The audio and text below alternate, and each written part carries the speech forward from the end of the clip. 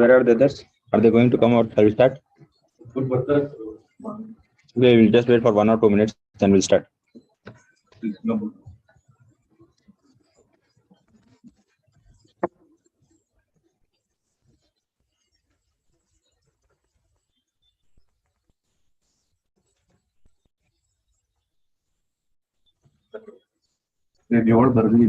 Seven answers you have written.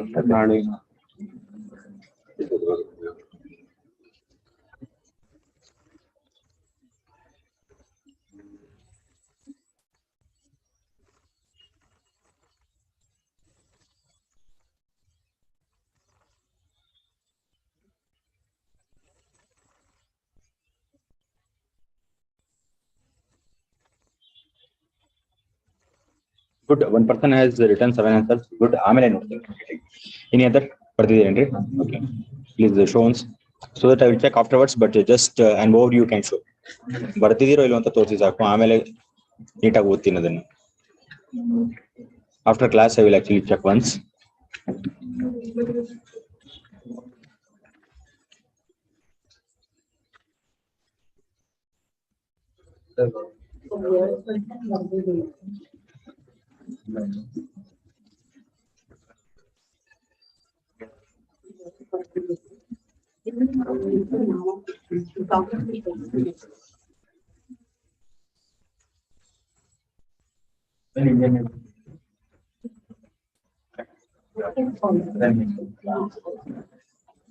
At least some people have tried it to write an answer. Well and good. Okay. Inner ಬರ್ತಿದ್ದೀರೇನ್ರಿ? Okay. Okay. See, if you are preparing for prelims, no need to write answers as of now. Okay. Prelims on prepare ಆದ್ರೆ time ಇಲ್ಲ ಅಂದ್ರೆ you don't scratch too much. Time ಇದೆ next year prepare ಆಗ್ತಾ ಇದೀನಿ ಅಂದ್ರೆ you can actually write answers. Okay. ನಿಮ್ಗೆ use ಆಗುತ್ತೆ. ಇಲ್ಲ ಸರ್ ಬರೆಯೋದೇ ಇಲ್ಲ ಅಂದ್ರೆ ನಾನು ಏನ್ ಮಾಡೋದಕ್ಕಾಗಲ್ಲ. ಬರೆದ್ರೆ ಒಂದ್ಸತಿ ನೋಡ್ತೀನಿ. ಓಕೆ.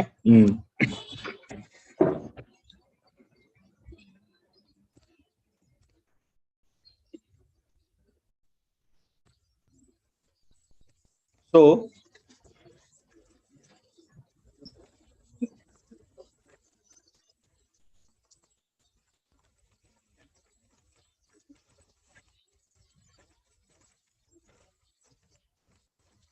what is this? ಇದು ಬರ್ತಾ ಇಲ್ವಲ್ರಿ, ಇದು ಏನಾಯ್ತು ಇದು? It's coming Sushma.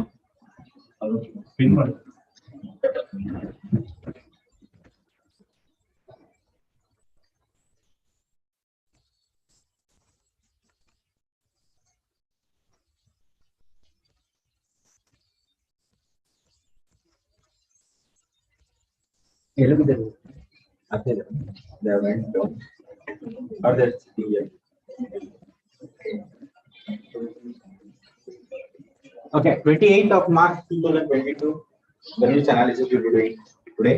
And the first article which we are taking is, we will be discussing 2 or 3 articles from 28th of March. So the first article which we are taking, very important for the exam point of view, is we'll be actually discussing about the voting rights. Okay, so let's move on to the article and explain.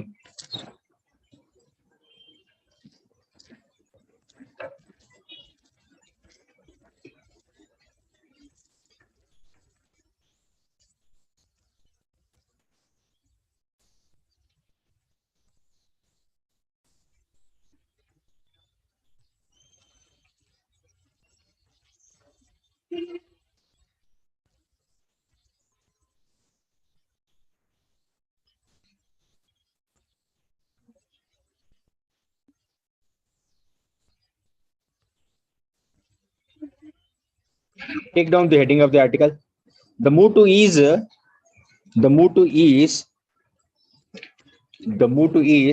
voting for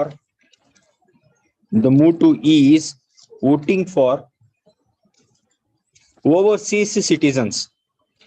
The motto is voting for overseas citizen. So this is the heading of the article. Just seeing.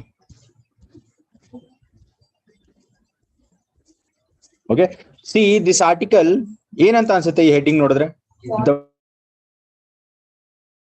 move to is voting for overseas citizens andre what do you understand by the meaning of the heading what I have dictated?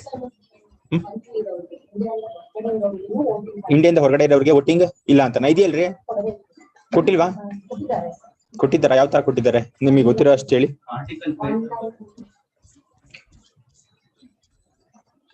wait I'm just searching it you can go for that text and context page explainer ಅಂತ ಇದೆ ನೋಡಿ ಅಲ್ಲಿದೆ article okay it is last ಗೆ ಇದೆ ನೋಡಿ ಅದು it's the last text and context page ಅಲ್ಲಿ ಇದೆ in the Hindu paper the move to is voting for overseas citizens ಇದೆ very good article it is okay text and context page you can go the move to is voting for overseas citizens okay this is the article which we are discussing so in this article what they are discussing is they are discussing whether the voting for the people who are residing outside okay what will be called it as ಏನ್ ಕರಿತೀವಿ NRI ಅಂತ ಕರಿತೀವಿ okay non resident Indians for them what kind of voting rights are there and that voting right what is present whether that is very easy or not okay that kind of discussion the author is going to explain in this article okay and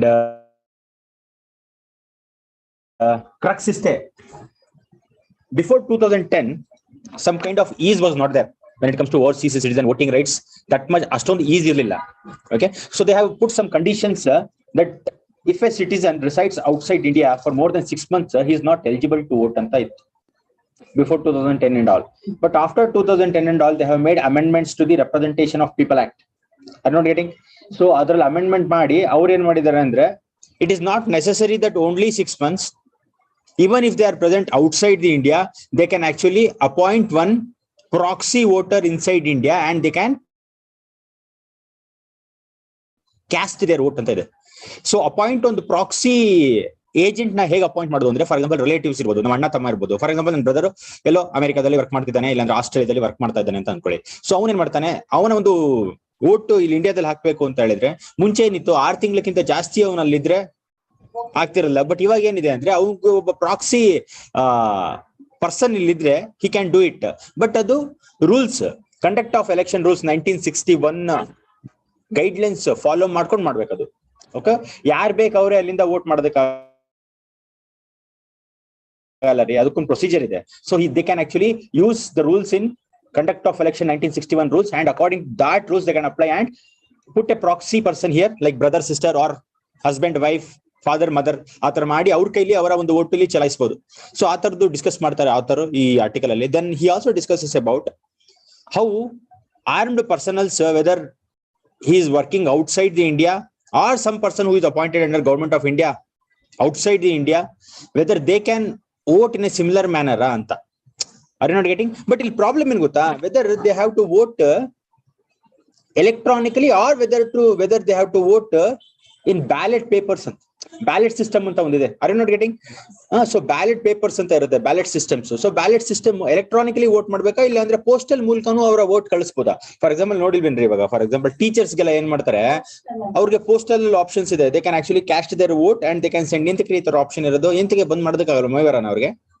ಮತ್ತೆ election ಡ್ಯೂಟಿಗೆ ಬೇರೆ constituency ಹಾಕ್ತಾರೆ very good 5:30 ಅವರು ಇಲ್ಲಿ ಬಂದ್ ಮಾಡ್ತಾರೆ ಆಗೋದಿಲ್ಲ so election ಡ್ಯೂಟಿಗೆ ಅಲ್ಲಿ ಯಾರಿಗೆ ಹಾಕ್ತಾರೆ ಟೀಚರ್ಸ್ ಈ ತರದ ಅವ್ರಿಗೆಲ್ಲ ಯೂಸ್ ಮಾಡ್ಕೊಂಡು ಹಾಕ್ತಾರೆ that is not it is not possible for them to actually come and do that is the reason such kind of ಅಲ್ಲ ಆ ಬ್ಯಾಲೆಟ್ ಅಲ್ಲ ನಾನು ಹೇಳ್ತಾರದು ಇವರಿಗೆ ಟೀಚರ್ಸ್ಗೆ that is the reason they have send some kind of postal systems to vote but here when it comes to overseas citizens ಆ ತರದ postal ಮೂಲಕ ಕಳಿಸ್ಬೇಕಾ ಇಲ್ಲ ಅಂದ್ರೆ ಎಲೆಕ್ಟ್ರಾನಿಕ್ ಅಲ್ಲಿ ಕಳಿಸ್ಬೇಕಾ ಇಲ್ಲಾಂದ್ರೆ ಎಂಬಸಿ ಇರುತ್ತಲ್ಲ ಆ ಕಂಟ್ರಿಯಲ್ಲಿ ಇಂಡಿಯನ್ ಎಂಬಸಿ ಇರುತ್ತಲ್ಲ ಇಂಡಿಯನ್ ಎಂಬಸಿ ಇದ್ರದ್ದು ಜವಾಬ್ದಾರಿ ತಗೊಳುತ್ತಾ ಅನ್ನೋದು ಒಂದು ಆರ್ಟಿಕಲ್ ಅಲ್ಲಿ ಡಿಸ್ಕಸ್ ಮಾಡಿ ಆಮೇಲೆ ವೇ ಫಾರ್ವರ್ಡ್ ಏನ್ ಹೇಳಿದ್ದಾರೆ ಅಂತ ಹೇಳಿದ್ರೆ ಈ ತರದ ಒಂದು ಈಸ್ ಸಿಸ್ಟಮ್ ನ ತಂದಿದಾರೋ ಇಲ್ವೋ ಈ ತರದ್ದು ಯಾವ್ದು ಇಂಪ್ರೂವ್ಮೆಂಟ್ ಮಾಡಬಹುದು ಅಂತ ಸ್ವಲ್ಪ ಹೋಲಿಸ್ಟಿಕ್ ಆಗಿ ಬ್ರಾಡ್ ಆಗಿ ಹೇಳ್ಕೊಂಡು ಹೋಗ್ತಾರೆ ಈ ಆರ್ಟಿಕಲ್ ಅಲ್ಲಿ so this is the summary and crux of article okay let us discuss point by point ಎಲ್ರಿ ಬರ್ಲೇಲ್ವಲ್ರಿ ಓಕೆ ನಿಧಾನಕ್ಕೆ ಬರ್ಲಿ ಆರಾಮಾಗಿ ಸ್ವಲ್ಪ ಮುಂದೆ ಹಾಕ್ಬಿಡಿ ಇವಾಗ್ಲದು please start the first line right to vote is a constitutional right guaranteed under Constitution of India. Right to vote is a constitutional right guaranteed under Constitution of India.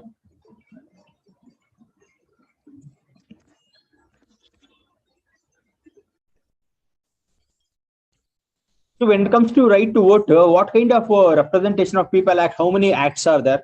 Prior to 2010, what I'm asking is, how many acts are there? Representative People Act 1950 as well as 1951. Representation of People Act. So please write down those two. The statutory provisions, second point, the statutory provisions are contained under, andre regarding voting.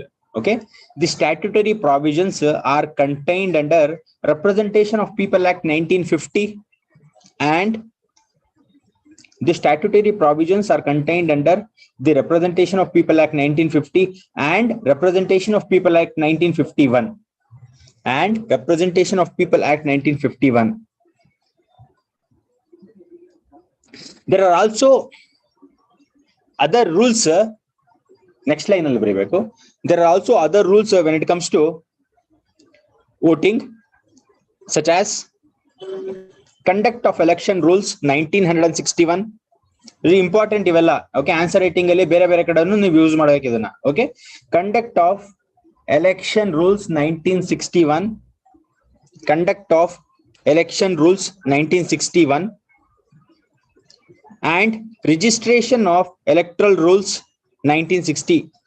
Conduct of Election Rules 1961 and Registration of Electoral Rules 1960.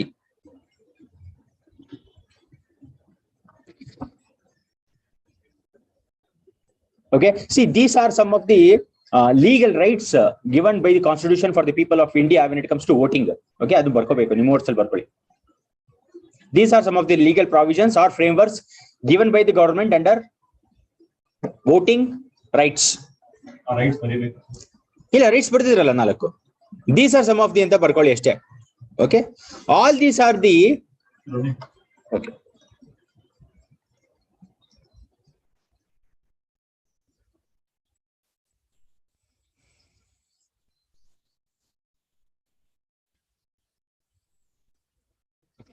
See, listen here. All these are some of the rules which we have mentioned are under national level. These are national laws within the country. But we are more concerned about, in this article, the author is more concerned about the people who are residing outside. So we have to also see the international laws which are applicable to Indians to vote inside India. Are you not getting? So please write down next. At the international level, we have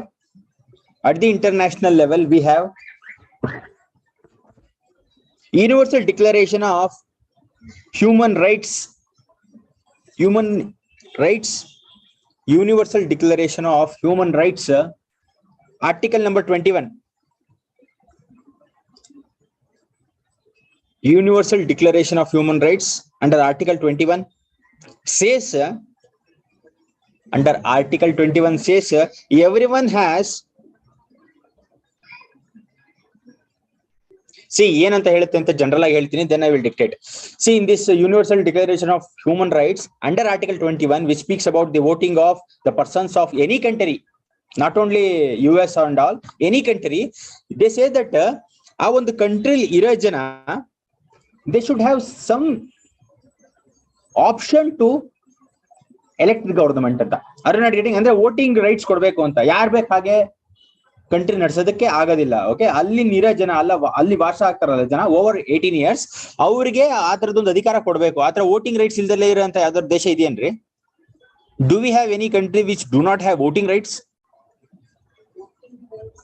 voting rights ಇಲ್ಲ. ಮನ್ಸಿಗೆ ಬಂದಂಗೆ ನಾವು ಆಳ್ತೀವಿ ಅನ್ನೋರು. North Korea ಇಲ್ವೇನ್ರಿ? ಅಂದ್ರೆ ಅವರು ಅದನ್ನ ಮ್ಯಾನಿಪುಲೇಟ್ ಮಾಡ್ಕೊಂಡಿರ್ತಾರೆ ಅಷ್ಟೇ, ಬಟ್ ಆ ತರದ ವೋಟಿಂಗ್ ರೈಟ್ಸ್ ಇದೆ. ಸೊ ಫಸ್ಟ್ ಪಾಯಿಂಟ್ ಏನ್ ಹೇಳುತ್ತೆ ಅಂದ್ರೆ, every person should have some say in the formation of government. ಅಂದ್ರೆ ವೋಟಿಂಗ್ ರೈಟ್ಸ್ ಕೊಡ್ಬೇಕು ಅಂತ. ಅಂದ್ರೆ ಯಾರ್ ಬೇಕು ಆ ತರ ಮಾಡೋದಕ್ಕಾಗಲ್ಲ.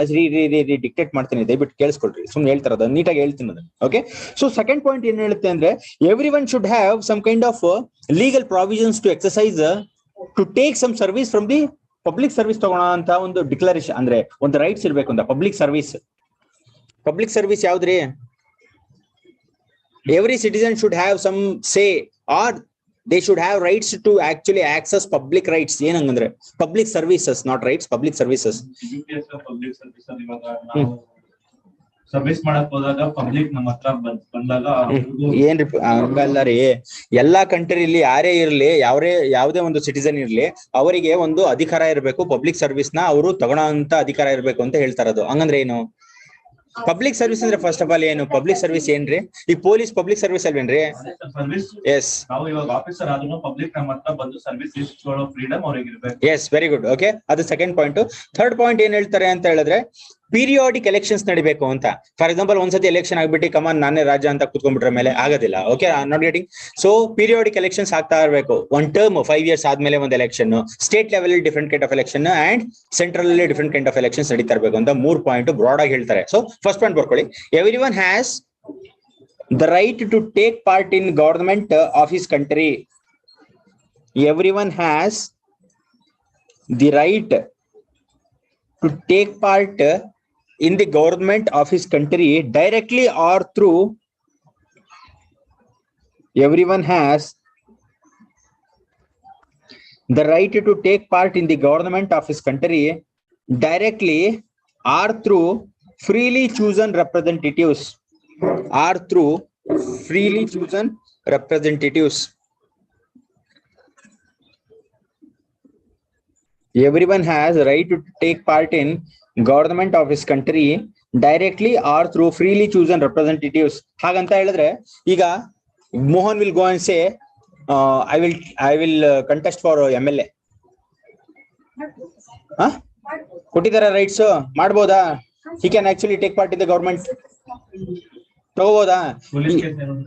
ಪೊಲೀಸ್ ಕೇಸ್ ಏನು ಇಲ್ಲ ಅಂತ ಹೇಳಿದ್ರೆ ಶ್ರೀ, ಹಂಗಂದ್ರೆ ಇವಾಗ ಈಗ ಎಲ್ಲರೂ ಇರೋ ಅಲ್ಲ correctly what is telling legally. But what I am telling is all peoples who are there in the elections ಅಂದ್ರೆ ಪಾಲಿಟಿಕ್ಸ್ ಅಲ್ಲಿ ಇರೋರೆಲ್ಲ ಕ್ರಿಮಿನಲ್ ಬ್ಯಾಕ್ ಗ್ರೌಂಡ್ ಇಲ್ವಾ? ಕ್ರಿಮಿನಲ್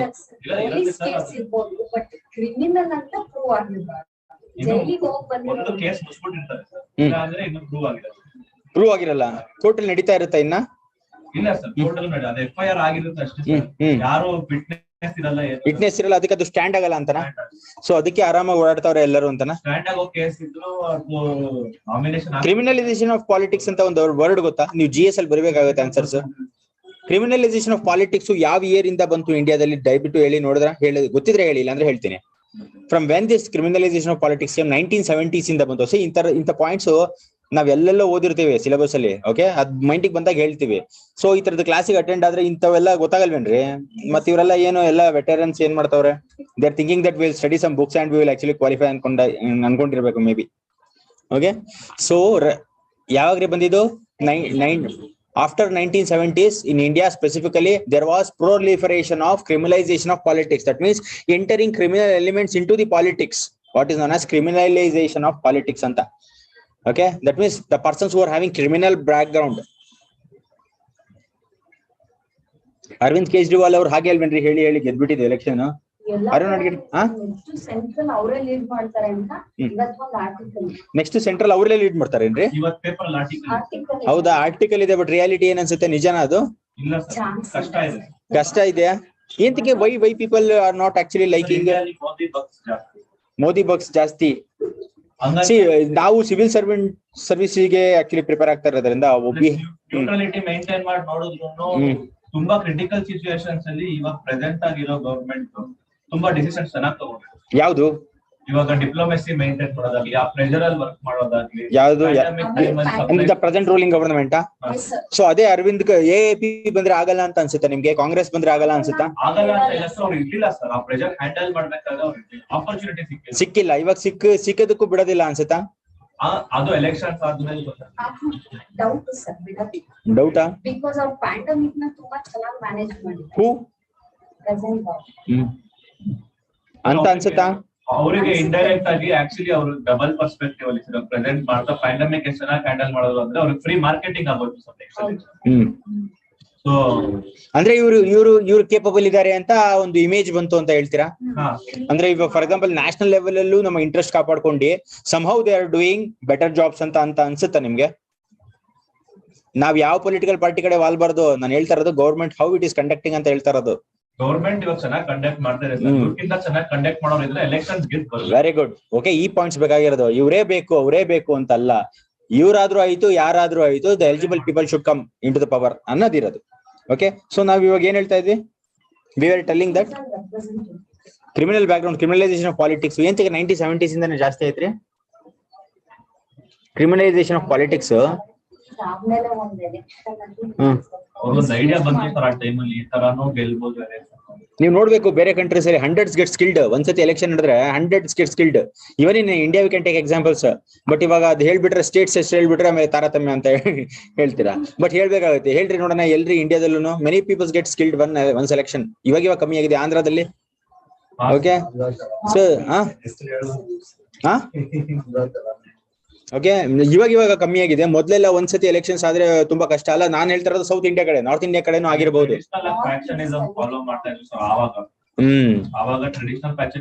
ಇವಾಗ ಕಮ್ಮಿ ಆಗಿದೆ. ಇವಾಗೆಲ್ಲ ಆ ತರದ ಹಂಡ್ರೆಡ್ಸ್ ಅಂತೂ ಕಿಲ್ ಆಗಲ್ಲ, ಬಟ್ ತುಂಬಾ ಜನ ಪ್ರಾಣ ಕಳ್ಕೊಂತಾ ಇದ್ರು ಎಲೆಕ್ಷನ್ಸ್ ಅಲ್ಲಿ ಇಂಡಿಯಾದಲ್ಲೂ. ಫಾರ್ ಎಕ್ಸಾಂಪಲ್ ಒಂದು ಆಂಧ್ರ ಪ್ರದೇಶ್ ನಾವು ನೋಡಿರೋ ನಿಮ್ಗೆ ಜಾಸ್ತಿ ಗಲಾಟೆ ರೀ ಅಲ್ಲೇ.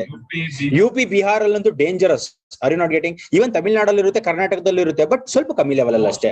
ಬಟ್ ಇವಾಗ್ಲೂ ಅಷ್ಟೇ ಆಂಧ್ರ ಪ್ರದೇಶದಲ್ಲಿ ಇವಾಗ ಕಮ್ಮಿ ಆಗ್ಬಿಟ್ಟಿದೆ. ಸೇಮ್ ಇಂಡಿಯಾದಲ್ಲಿ ಕರ್ನಾಟಕ ಕಂಪೇರೇಬಲ್ ಆಗ್ಬಿಟ್ಟಿದೆ. ಎಂತ ಕಮ್ಮಿ ಆಗಿದೆ ಅಂತ ಹೇಳಿದ್ರೆ now peoples are going by understanding. ಆತರ ಕೊಲೆ ಗಿಲೆ ಜಾಸ್ತಿ ಆಗ್ತಾ ಇಲ್ಲ. Are you not getting? But ಅದೇ ಇವಾಗ ಫಾರಿನ್ ಕಂಟ್ರೀಸ್ ಈಗ ಕಂಪೇರ್ ಮಾಡಿದ್ರೆ ಅಬ್ರಾಡ್, ಅಯ್ಯೋ ಹಂಡ್ರೆಡ್ಸ್ ಗೆಟ್ ಸ್ಕಿಲ್ಡ್. ಒಂದ್ಸತಿ ಲಿಬ್ಯಾದಲ್ಲೆಲ್ಲ ಏನಾದ್ರು ಆಗ್ಲಿ, ಓಕೆ ಹಂಡ್ರೆಡ್ಸ್ ಗೆಟ್ ಸ್ಕಿಲ್ಡ್ ಅಲ್ಲೆಲ್ಲ. ಹೇಳಿ ಏನ್ ಹೇಳ್ತಾ ಇದ್ರಿ? ಇವತ್ತಿಗೂ UP ಬಿಹಾರ್ ಅಲ್ಲಿ ಹೈಯೆಸ್ಟ್ ಆರ್ಮ್ಸ್ ಅಲ್ಲೇ ಅಂದ್ರೆ ಫ್ರೀ ಅಂದ್ರೆ ಫಾರ್ ಎಕ್ಸಾಂಪಲ್ ಗೂಂಡಾಸ್ ಅವ್ರ ಕೈಲೆಲ್ಲ ಆರ್ಮ್ಸ್ ಇರುತ್ತೆ ಅಂತನಾ? ಅಂದ್ರೆ ಅಲ್ಲಿ ಈಸಿಲಿ ಅವೈಲೇಬಲ್ ಇದೆ. Easy availability of arms. Okay, so that people can actually shoot anybody. Actually shoot anybody ಅಲ್ಲ ಸರ್, ಬ್ಲಾಕ್ ಮಾರ್ಕೆಟ್ ಸರ್. ಅಂದ್ರೆ ಇವಾಗ ಪಬ್ಲಿಕ್ ಸರ್ವಿಸಸ್ ಅವರು ಎಲ್ಲ ಟ್ರೈ ಮಾಡಿದ್ದಾರೆ, ಅದ್ರಲ್ಲಿ ಅದೊಂಥರ ಇಂಪಾರ್ಟ್ ಆಗ್ತಿದೆ. ಸೊ ಅದಕ್ಕೆ ನೀವು ಸಿವಿಲ್ ಸರ್ವೆಂಟ್ ಆದ್ಮೇಲೆ ಅದಕ್ಕೊಂದು ಚಾನ್ಸ್ ಇದೆ ಅಂತ ಅನ್ಸುತ್ತೋ ಇಲ್ಲ ಅಂತ ಅನ್ಸುತ್ತೋ? ನಿಮ್ಗೆ ಒಂದು ಆಪರ್ಚುನಿಟಿ ಇದೆ ಅಂತ ಅನ್ಸೆ. ಫಾರ್ ಎಕ್ಸಾಂಪಲ್ ಬಿಹಾರ್ ಅಲ್ಲಿ ಪೋಸ್ಟ್ ಆಯ್ತಪ್ಪ, ಇವಾಗ ಝೋನ್ಸ್ ಅಂತ ಮಾಡಿದ್ದಾರೆ. ಓಕೆ, ಸಿವಿಲ್ ಸರ್ವಿಸ್ ಅಲ್ಲಿ ನಿಮಗೆ ಬಿಹಾರ್ ಅಲ್ಲಿ ಪೋಸ್ಟ್ ಆಯ್ತು. ಸೊ ದಿಸ್ ಎನ್ ಆಪರ್ಚುನಿಟಿ ಅಲ್ವಾ to control the menace of that free flow of that guns and all, illegal guns and all. Are you not getting? Illegal ಇಲ್ಲ sir, ಅಲ್ಲೇ production ಅವರು ಅದೇ illegal production ಅಲ್ಲಿ illegal. ಅದೊಂದಿದೆ ordinance factory ಅಂತ ನೋಡಿ. ಇಂಥವೆಲ್ಲ points ಬರ್ಕೋಬೇಕು ನೀವು. Ordinance factory is the factory which produces the arms. Ordinance factory.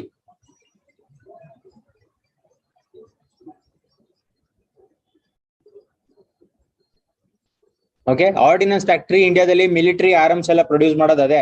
ಬೇರೆಯವ್ರು ಯಾರು ಮಾಡಂಗಿಲ್ಲ ರೀ. ನಮಗೂ ಬರುತ್ತೆ ಅನ್ಬಿಟ್ಟು ಎಲ್ಲ ಕೂತ್ಕೊಂಡ್ಬಿಟ್ಟು ಗನ್ ತಯಾರಿಸ್ತಿದ್ರೆ ಎಳ್ಕೊಂಡೋಗಿ ಜೈಲಲ್ಲಿ ಹಾಕ್ತಾರೆ ಅಷ್ಟೇ. Are you not getting?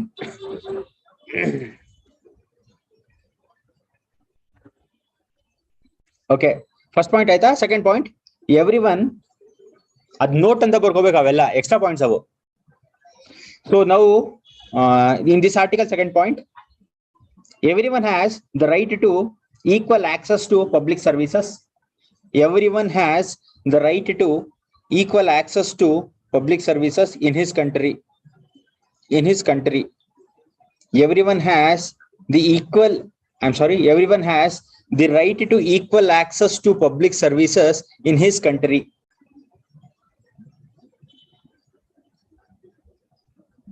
Aita? Third point, the will of the people shall be. The will of the people shall be the basis of authority. The will of the people shall be the basis of authority of government. The will of the people shall be the basis of authority of government. The will of the people shall be the basis of authority of government. This will, hig barkoli. This will shall be expressed in periodic. This will shall be expressed in periodic and general elections, which shall be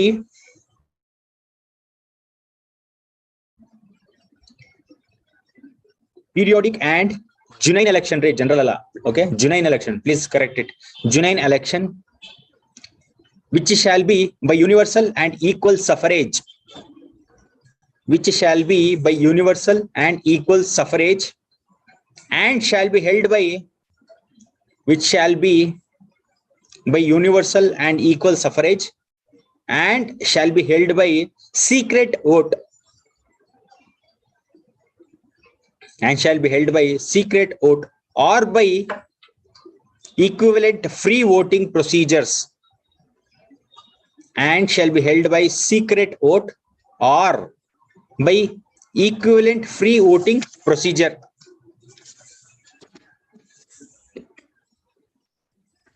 Okay, see, elections,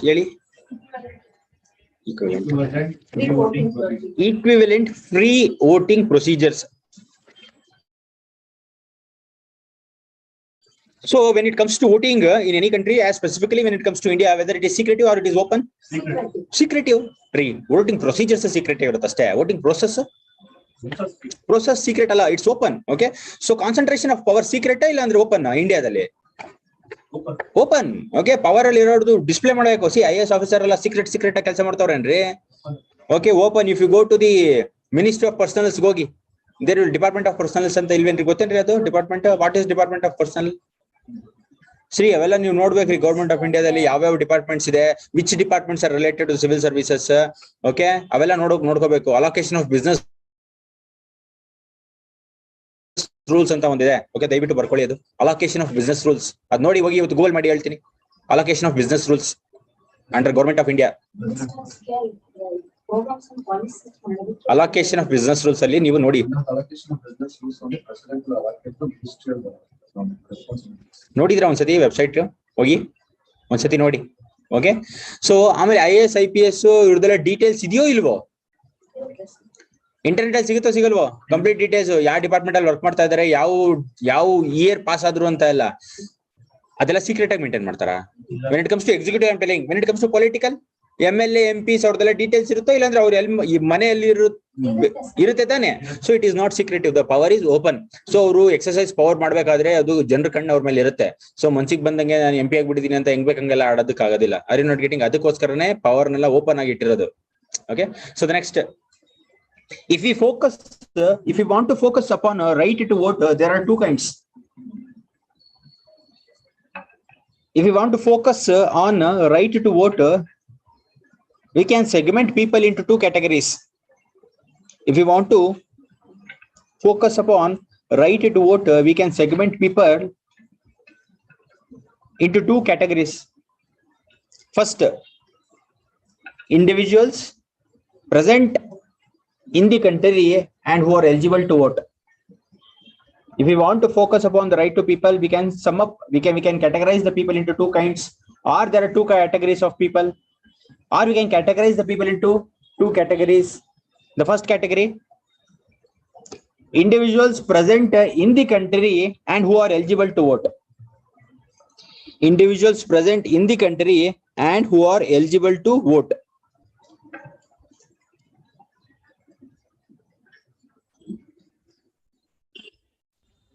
Second one, under second kind, people who are migrated to other countries.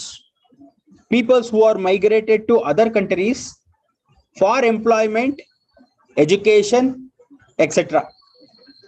Peoples who are migrated to other countries for employment, education and other purposes.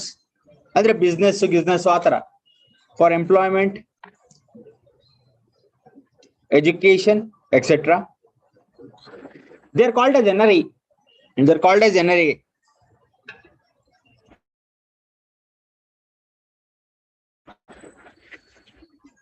Okay, so put a full stop and listen here. Who are NRIs? Please tell me if you have any definition regarding NRIs. Who are NRIs? Non-residents Indians, we know, but how many days they have to present outside India so that we can call it as 182 days. That means roughly 6 months. Error condition is ಯಾವ್ದು? First condition, section 182 days or more India ಇದ್ರೆ resident ಅಂತ ಕರೀತೀವಿ. ಹೌದು, ಅಂದ್ರೆ NRI ಅಂತ. ಹೌದು. ಇಲ್ಲ ಅಂದ್ರೆ previous year 60 days or more ಇರಬೇಕು. Very good. Previous year preceding ಅಲ್ಲಿ 3 days or more ಇರಬೇಕು, ಆವಾಗ ರೆಸಿಡೆಂಟ್ ಅಂತ ಕರೀತೀವಿ. Very good. Okay, you please put one dash mark and write 182 days residing during the course of presiding financial year. NRI ಅಂತ ಇದೆಯಲ್ಲ, ಅದಕ್ಕೆ ಒಂದು put a dash mark and write the keyword 182 days residing during the course of residing during the course of preceding financial year.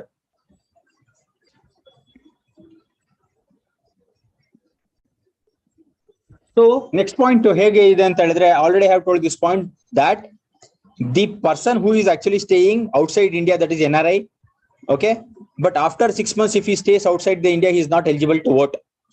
That was before 2010. Okay, that point you write down. Prior to 2010, an Indian citizen, prior to 2010, an Indian citizen, prior to 2010, an Indian citizen who is an eligible voter, an Indian citizen who is an eligible voter and was residing abroad for more than 6 months, who is an eligible voter and was residing abroad for more than 6 months, comma, for more than 6 months, comma, would not have been able to vote in elections, would not have been able to vote in elections.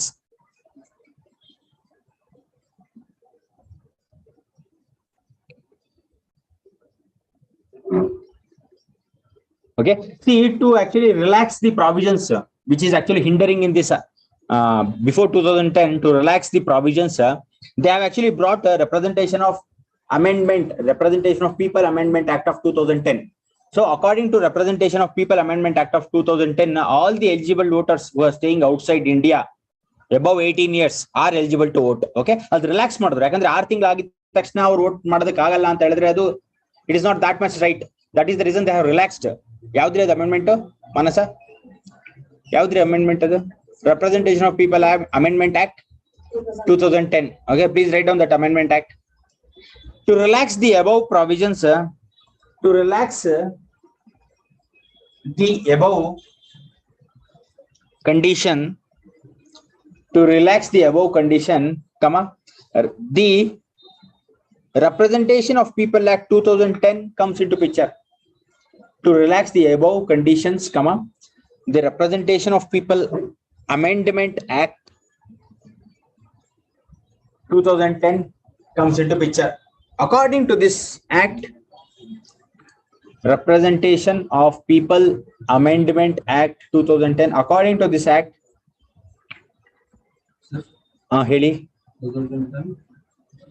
ಎಲ್ಲಿದ್ದೀರಾ, ಏನ್ ಹೇಳ್ತಾ ಇದ್ದೀನಿ, ನೀವೇನ್ ಹೇಳ್ತಾ ಇದ್ದೀರಾ? Representation of people amendment act 2010, comma, all eligible voters over 18 years of age, can vote. Over 18 years of age can vote andre over 18 years of age can vote. Okay, see,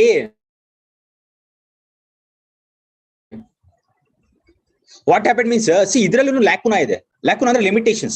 So what kind of limitations this provision is also having andre, representation of amendment act ಏನು ಕೊಟ್ಟರು, people's amendment act ಅನ್ನು ಕೊಟ್ಟರು, but ಏನಂತ ಹೇಳಿದ್ರೆ ಅವ್ರು ಇದಾರಲ್ಲ ಅಲ್ಲಿ ಬೇರೆ ಕಂಟ್ರೀಸ್ ಅಲ್ಲಿ, ಅವರು ಖುದ್ದಾಗಿ ಬಂದು ಇಲ್ಲಿ ವೋಟ್ ಮಾಡ್ಬೇಕು, ಅದಾಗುತ್ತೇನ್ರಿ? ಓಕೆ, ಈಗ ಆಸ್ಟ್ರೇಲಿಯಾದಲ್ಲಿ ಇದಾರೆ ಅಂತ ಅಂದ್ಕೊಳ್ಳಿ. ಓಕೆ, ನಮ್ ಚಿಕ್ಕಪ್ಪನ ಯಾರೋ ಆಸ್ಟ್ರೇಲಿಯಾದಲ್ಲಿ ಇದಾರೆ, ಈಗ ನಾನು ವೋಟ್ ಮಾಡ್ಬೇಕವ ಬಂದ್ಬಿಟ್ಟು ಇಲ್ಲಿ ಅಂತ ಹೇಳ್ಬಿಟ್ಟು ಅಲ್ಲಿಂದ ಇಲ್ಲಿ ಬಂದು ವೋಟ್ ಮಾಡಕ್ ಆಗತ್ತಾ? ಅವ್ರಿಗೆ ಏನ್ ಕೆಲಸ ಇರುತ್ತೋ ಏನ್ ಗೊತ್ತೇನೋ ಆಗುತ್ತೇನ್ರಿ? ಫಸ್ಟ್ ಆಫ್ ಆಲ್ ಒಂದ್ ಚಿಕ್ಕ ಕೆಲ್ಸದಕ್ಕೂ ಇವತ್ತು ಆಗದ, ಹಳ್ಳಿಲಿ ಹಳೆ ಕಾಲದಲ್ಲಿ ಆಗೋದು are not getting, but ಇವಾಗ ಮಾಡರ್ನ್ ಯುಗದಲ್ಲಿ it is not possible to make time and go and vote. That is the reason we have to relax that also. 2010 ಏನೋ ಅಮೆಂಡ್ಮೆಂಟ್ ತಂದ್ರು, 2010 ಅಮೆಂಡ್ಮೆಂಟ್ ಆಕ್ಟ್, ಬಟ್ ಅದಾದ್ಮೇಲೆ ರಿಲ್ಯಾಕ್ಸ್ ಮಾಡಬೇಕು, so that there should be some options that those persons can vote without coming to India. Okay, the drawbacks ಬರ್ಕೊಳ್ಳಿ ಅದ್ರದ್ದು. ಏನ್ರಿ drawbacks? ಇಂಡಿಯಾಗೆ ಬಂದು vote ಮಾಡ್ಬೇಕು, ಅದು drawback. Please write down the drawback of that amendment act. ಅದಕ್ಕೆ electoral proxy person appoint ಮಾಡೋದು ಇವಾಗ. Okay, the solution is to appoint a proxy person. ಪೋಸ್ಟಲ್ಲಿ ಅದೆಲ್ಲ ಡಿಲೇ ಆಗಲ್ವಾ? ಡಿಲೇ ಆಗುತ್ತೆ.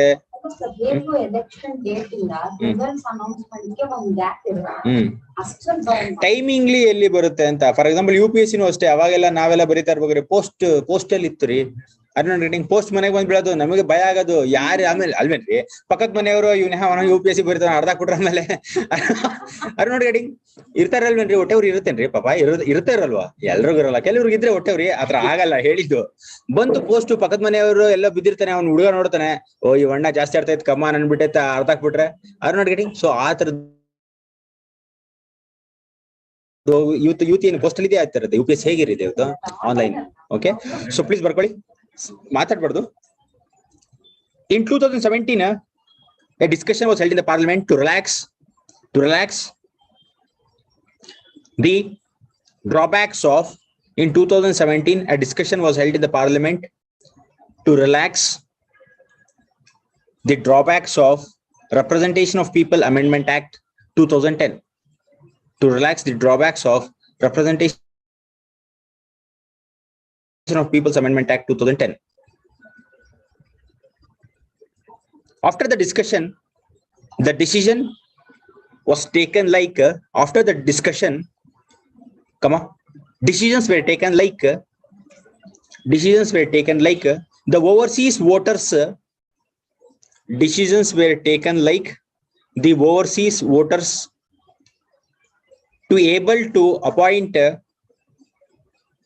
the overseas voters to be able to appoint a proxy. ಏನ್ರಿ proxy ಅಂದ್ರೆ? ಅವ್ರ ಬದಲು ಪ್ರಾಕ್ಸಿ ಹಾಕಿದಿರಾ ಹಾಕಿಲ್ವ ನೀವೆಲ್ಲ ಕ್ಲಾಸ್ ಅಲ್ಲಿ? ಹಾಕಿದಿರಾ?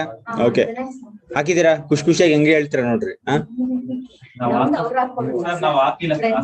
ಹಾಕಿಸ್ಕೊಟ್ಟಿದ್ವಿ. Very intelligent. ಅಂದ್ರೆ ಬೆನಿಫಿಟ್ ನಮಗ್ ಸಿಕ್ಕಿದೆ, ನಾವು ಬೇರೆಯವ್ರಿಗೆ ಬೆನಿಫಿಟ್ ಕೊಟ್ಟಿಲ್ಲ ಅಂತ. ಹಂಗ ಹಾಕಿದಿರ?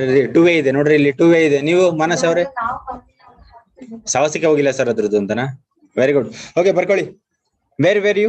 Proxy, to appoint a proxy to cast their votes, to appoint a proxy to cast their votes on their behalf, to cast their votes on their behalf, subject to conditions laid down in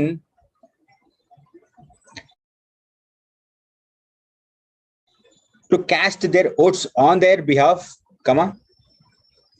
subject to conditions laid down in Conduct of Election Rules 1961. Subject to conditions laid down in Conduct of Election Rules 1961. Okay, see, ಈ ತರದೊಂದು discussion ಆಯ್ತು parliament ಅಲ್ಲಿ, but that has not come into reality. ಅದು execute ಆಗ್ಲಿಲ್ಲ. Are not getting? Please write down those points. Implementation ಅಲ್ಲಿ problem ಆಯ್ತದ.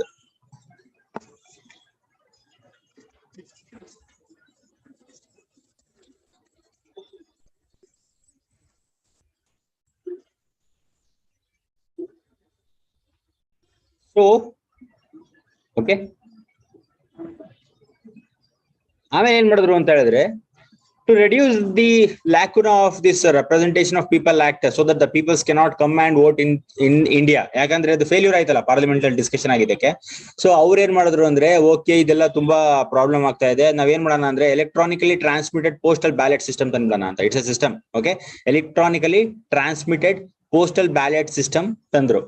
So according to this ballot system, all the personals, that means armed personals, okay, who are working under Government of India, who are working under Union government, and all the armed police personals, armed personals bere, armed police personals bere, are you not getting? And all the personals who are working under Government of India, that means all the employment persons who are working under Government of India, they can actually use this ETPBS, andre electronically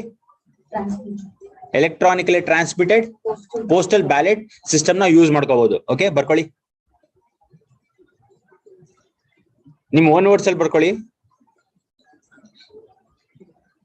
Next, the government brought electronically transmitted postal ballot system, ETPBS.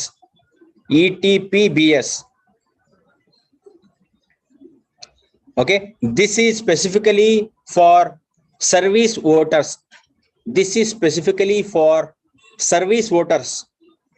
Service voters kidu.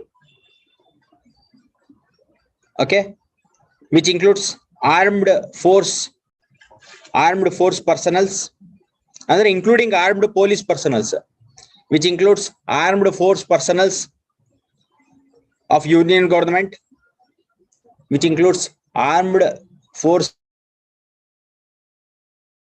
personnel of union government,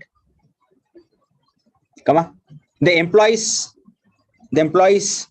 under government of India, the employees under government of India, the employees under government of India, also people who are staying outside India, and also under service people matra, okay, and also the people staying outside the India.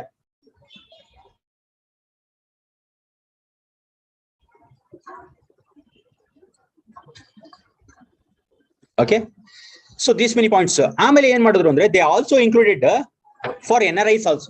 Are you not getting? I told only for armed personnel, but afterwards they also included for NRIs also. But the only condition is whether that NRIs can actually, they can directly send the post, andre directly ETPBS na direct ಆಗಿ use ಮಾಡಬಹುದಾ, ಇಲ್ಲ ಅಂದ್ರೆ embassy permission ತಗೊಂಡ್ಬಿಟ್ಟು use ಮಾಡಬಹುದಾ ಅಂತ confusion ಅಲ್ಲೇ ಇದೆ. ಇನ್ನ ಅದ್ರ ಡಿಸಿಷನ್ ಇನ್ನ ಬಂದಿಲ್ಲ. Are you not getting what I am telling?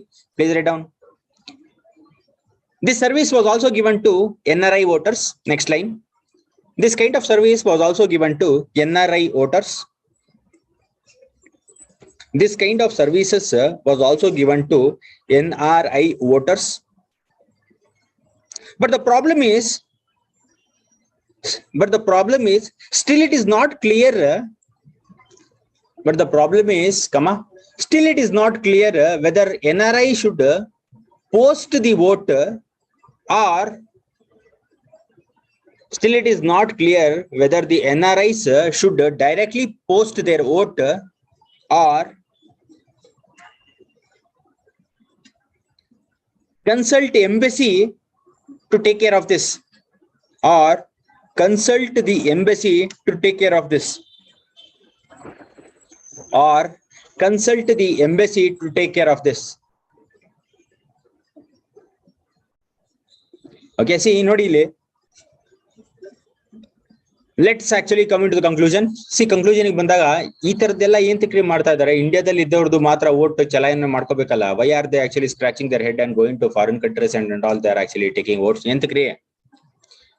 Because 1.2 ನಮ್ದು democratic country. Are you not getting? ಅದೊಂದು ಪಾಯಿಂಟ್. ಎಂತಕ್ಕಂತ ಅನ್ಸುತ್ತೆ, ಎಂತಕ್ಕೆ ವೋಟ್ ಬೇಕು ನಮ್ಗೆ? ಫಾರಿನರ್ಸ್ ಆರಾಮಾಗಿ ಇಲ್ಲಿ ಇರೋರ್ದು ವೋಟ್ ತಗೊಂಡು ಆರಾಮಾಗಿ ಇರೋದಕ್ಕಾಗಲ್ವೇನ್ರಿ? ಯಾಕೆ ಬೇಕು? ಫಾರಿನರ್ಸ್ ನ ಇನ್ಕ್ಲೂಡ್ ಮಾಡ್ಕೊಂಡು ಅವ್ರ ಇನ್ವೆಸ್ಟ್ಮೆಂಟ್ ಅಂದ್ರೆ ಯಾವತ್ತೂನು ಏನ್ರಿ ಡಯಾಸ್ಪೊರಾ ಅಂದ್ರೆ ಏನ್ರಿ? Political democracy. ಇಂಡಿಯನ್ ಡಯಾಸ್ಪೊರಾ ಅಂದ್ರೆ ಏನು? ಫಸ್ಟ್ ಆಫ್ ಆಲ್ ಏನ್ರಿ ಡಯಾಸ್ಪೊರಾ ಅಂದ್ರೆ? ಇಂಡಿಯನ್ಸ್ ರಿಲೇಟಿವ್ಸ್ ಎಲ್ಲ ಆಚೆ ಕಡೆ ಇರ್ತಾರಲ್ಲ, ಅವ್ರನ್ನ ಇಂಡಿಯನ್ ಡಯಾಸ್ಪೊರಾ ಅಂತ ಹೇಳ್ತಾರೆ. ಏಂತಕ್ ಬೇಕು ನಮ್ಗೆ ಇಂಡಿಯನ್ ಡಯಾಸ್ಪೊರಾ? ಏಂತಕ್ ಬೇಕು? ಹಾಗೆ ಅಲ್ವೇನ್ರಿ ಜೀವನ ಇರೋದು? ಸೊ ಇಲ್ಲಿನ ಜನ ಮೊಬಿಲಿಟಿ ಜಾಸ್ತಿ ಇರುತ್ತೆ. ಅದು ಆ ಪಾಯಿಂಟ್ ಹೇಳ್ತಾ ಇದೀನಿ. ಇಲ್ಲಿ ಮೊಬಿಲಿಟಿ ಜಾಸ್ತಿ ಇರುತ್ತೆ. Whenever there is improvement in any country, there will be actually options to actually go to other countries and study. For example, ಯಾವ್ದಕ್ಕೋಸ್ಕರ ಬೇರೆ ಕಂಟ್ರೀಸ್ ಹೋಗ್ತಾರೆ? Generally to take employment.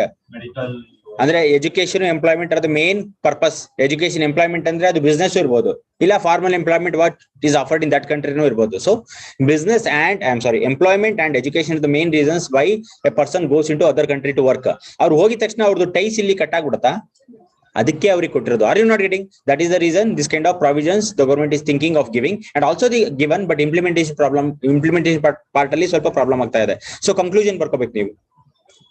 Conclusion: with the increasing mobility, conclusion of this article. Eldri ನಿಮ್ಮ friends ಎಲ್ಲ ಯಾಕೆ ಬಂದಿಲ್ಲ ಇವತ್ತು? Okay, the people who are writing state services, why they have not come? ನಿಮಗೆ ಕೇಳ್ತಾ ಇರೋದು. she sitting there only ಅಲ್ಲ, why? ತುಂಬಾ ದೂರದಿಂದ ಬರ್ತಾರೆ, ಪಾಠ ಕೇಳ್ಕೋಬಹುದಲ್ಲ ಆರಾಮಾಗಿ, ಕಿವಿಗೆ ಬೀಳ್ತಾ ಇರುತ್ತೆ. ಅವರಿಗೆ ಬಿಟ್ಟಿದ್ದು, ಬಟ್ ಹೇಳಿದೆ ಅಷ್ಟೇ. ವೈ? ಇಂಗ್ಲಿಷ್ ಜಾಸ್ತಿ ಆಗೋಯ್ತಾ? ನೋ ಅಲ್ಲ, ಕನ್ನಡದಲ್ಲಿ ಹೇಳ್ತಾ ಇದ್ದೀನಿ. ಕನ್ನಡದಲ್ಲಿ ಹೇಳ್ತಾ ಇದ್ದೀನಿ. Mixing Kannada and I am also telling English. ಅವ್ರ ಇಷ್ಟ. ಓಕೆ, ಬಿಡಿ. Continue. With the increasing mobility, the postal ballot method has been recognised by with increasing mobility, the postal ballot method has been recognized by international institutes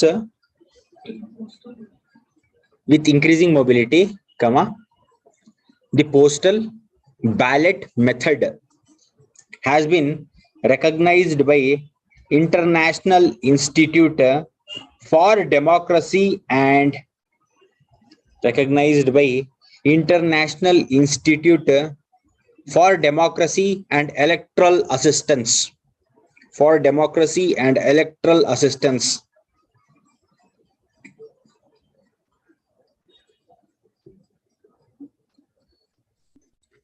So this is the complete article. ಇದೊಂದು ಸ್ವಲ್ಪ ದೊಡ್ಡ article ಇತ್ತು but ತುಂಬಾ important article. That is the reason. C ಬೇರೆ articles ಎಲ್ಲ ಅಂತ important ಇರಲಿಲ್ಲ ಇವತ್ತು. ಓಕೆ, ಬೇರೆ ಇನ್ನೊಂದು ಯಾವ ಆರ್ಟಿಕಲ್ ಬಂದಿದೆ ಅಂದ್ರೆ ನೆನ್ನೆ ನ್ಯೂಸ್ ಪೇಪರ್ 28 ನ್ಯೂಸ್ ಪೇಪರ್ ಅಲ್ಲಿ ಅದೇ ಸೇಮ್ ಬೀಡ್ ಅನ್ನು ಆಮೇಲೆ ಯುಇದು ಡೀಲ್ ನಡೆದಿರೋದ್ರ ಬಗ್ಗೆ ಮಾತಾಡಿದ್ದಾರೆ. Okay, oil deals and they also discussed about the unemployment rate which is increasing in India and what is the reason for unemployment rate, how it has increase ಅಂತ discuss ಮಾಡಿದ್ದಾರೆ. But those articles already ನಾವು discuss ಮಾಡಿದೀವಿ unemployment ಎಲ್ಲ. So that is the reason ಈ ತರದೊಂದು article ಸ್ವಲ್ಪ point wise ಇತ್ತು. That is the reason holistic ಆಗಿ discuss ಮಾಡಿದೀವಿ this article. Okay, bigger article but useful article for the examination. ಅದಕ್ಕೆ ನೀಟಾಗಿ ನಿಧಾನಕ್ಕೆ ಮಾಡಿದ್ದು. Please write down one question for this one. Questions ಕೊಡ್ಬೋದಾ ಬೇಡವಾ? ಇದಕ್ಕೆ ಕೊಡ್ಬೇಕಾಗತ್ತೆ, ಇಂಪಾರ್ಟೆಂಟ್ ಇದು ರೀ. ಇಂಥವೆಲ್ಲ ಕೇಳಿಸ್ಕೊಂತ ಇದ್ರೇನೆ ನೀವು ಮಂತ್ಲಿ ಮ್ಯಾಗಝಿನ್ಸ್ ಅಲ್ಲಿ ಆರ್ಟಿಕಲ್ ಓದ್ಬೇಕಾದ್ರೆ ಮನ್ಸು ಬರೋದು ಓದೋದಕ್ಕೆ. ಈ ತರದೆಲ್ಲ ಕೇಳಿಸ್ಕೊಂಡಿಲ್ಲ ಅಂದ್ರೆ ಹೊಸದಾಗಿ ಓದ್ತಾ ಇದ್ರೆ ಎತ್ಕೊಂಡು ಈಗ ಕ್ಲಾಸ್ಗೆಲ್ಲ ಪ್ರೆಸೆಂಟ್ ಆಗ್ದಲೆ ಶಾರ್ಟ್ ಕಟ್ ಅಲ್ಲಿ ಹೋಗೋಣ ಅಂತ ನಿಧಾನಕ್ಕೆ ಮ್ಯಾಗಝಿನ್ ಸಿಗುತ್ತೆ ಅಂತ ಓದ್ತಾ ಇದ್ರೆ ತಲೆಗೆ ಹೋಗಲ್ಲ ಕರೆಕ್ಟ್ ಆಗಿ. ಅರೆ ನೋಡ್ಗೆಟಿಂಗ್ ರೀ, ವಿಷಯ ಮೊದ್ಲೇ ಗೊತ್ತಿದ್ರೆ ತಲೆಗೆ ಹೋಗುತ್ತೆ. ಈಗ ಒಂದ್ ಫಿಲ್ಮ್ ನೋಡಕ್ ಹೋದಾಗ ಹೀರೋ ಹೀರೋಯಿನ್ ಗೊತ್ತಿದ್ರೆ ನೋಡೋದಕ್ ಮಜಾ ಬರುತ್ತಾ? ಹೀರೋ ಹೀರೋಯಿನ್ ಯಾರೋ ಹೊಸಬ್ರು ಮಾಡೋದ್ ನೋಡಕ್ ಹೋಗ್ತೀರಾ ಫಸ್ಟ್ ಆಫ್ ಆಲ್? ಹಾ, ಅರ್ಥ ಆಗ್ತಿಲ್ಲ. ಹೊಸಬ್ರು ಸಪೋರ್ಟ್ ಮಾಡಕ್ ನೋಡ್ತೀವಿ ಬಟ್ ಜನರಲಿ ನಾವು ಇಷ್ಟ ಇರೋ ಆಕ್ಟರ್ಸ್ ನ ನೋಡೋದಕ್ಕೆ ಇಷ್ಟ ಪಡುತ್ತಲ್ವಾ. ಈಗ ಫಾರ್ ಎಕ್ಸಾಂಪಲ್ ಇಂಡಿಯಾದಲ್ಲಿ ಹೋಗ್ಬಿಟ್ಟು ಇಂಡಿಯನ್ ಥೀಮ್ ಬಿಟ್ಬಿಟ್ಟು ಇಟಲಿ ಥೀಮ್ ಹಾಕ್ದ ಅಂತ ಅನ್ಕೊಳ್ಳಿ, ಇಷ್ಟ ಆಗತ್ತ ನೋಡೋದಕ್ಕೆ. ಸೊ ಸ್ವಲ್ಪ ಏನಾದ್ರು ಕ್ರಕ್ಸ್ ಇರ್ಬೇಕು ಮೈಂಡ್ ಅಲ್ಲಿ. ಸೊ ಕ್ಲಾಸ್ ಕೇಳಿದ್ರೆ ಅದೊಂದು ಅಡ್ವಾಂಟೇಜ್. ಕ್ವಶನ್ ಬರ್ಕೊಳ್ಳಿ. ಮುಂಚೆ ನಾನು ಹಾಗೆ ಮಾಡ್ತಾ ಇದ್ದೆ. ಸೊ ನಮ್ ಸರ್ ಹತ್ರ ಹೋಗ್ಬಿಟ್ಟು ಏನ್ ಹೇಳ್ತದೆ ಗೊತ್ತಾ? Do you know what I was telling? Sir notes ಕೊಟ್ಬಿಡಿ ಅಂತ. I was telling that truly ನಿಮ್ ತರ ಓದ್ತಾ ಇರ್ಬೇಕಾದ್ರೆ I was going to my sir and I was telling notes ಕೊಟ್ಬಿಡಿ. ನೀವು ಸುಮ್ನೆ ನನ್ಗೆ ಕ್ಲಾಸ್ಗೆಲ್ಲ ಬರೋದಕ್ಕಾಗಲ್ಲ, ದಯವಿಟ್ಟು ನೋಟ್ಸ್ ಕೊಟ್ಬಿಡಿ. ನೀವೇ ಏಂತಕ್ಕೆ ಅನ್ನೋರು, ನೋಟ್ಸ್ ಕೊಡ್ತೀನಿ ಬಟ್ ಏಂತಕ್ಕೆ ಅನ್ನೋರು, ಅಲ್ಲೇ ಓದ್ಕೊಬಿಡ್ತೀನಿ ಮನೇಲಿ ಅಂತ. ನೀವು ಓದ್ಕೊಂಡ್ರೆ ಎಲ್ರಿ ಅರ್ಥ ಆಗುತ್ತೆ ಅಂತ ಹೇಳೋರು. ಯಾಕೆ ಸರ್ ಅರ್ಥ ಆಗಲ್ಲ? ನಾವೆಲ್ಲ ಹಂಗೆ ಮಾಡಿರೋದು. We are actually doing graduation engineering ಎಲ್ಲ ನಮ್ಮ ಮನೆ ಅದು ಬೇರೆ ಇದು ಬೇರೆದು ಅಂತ ಹೇಳೋರು. ಸೊ ಒಂದ್ ಸ್ವಲ್ಪ ದಿವಸ ಕೊಟ್ಟರು ನೋಟ್ಸು ಎತ್ತಾಕೊಂಡೋಗಿ ಮನೇಲಿ ಓದ್ತಾ ಇದ್ದೆ. ಗೊತ್ತಾಯ್ತು ನನಗೆ ಬಿಟ್ಟೆ ಸರಿ ಅಂತ ಸೈಲೆಂಟ್ ಆಗಿ ಕ್ಲಾಸಿಗೆ ಬರಕ್ ಸ್ಟಾರ್ಟ್ ಮಾಡಿದೆ. Okay, please write down question. The postal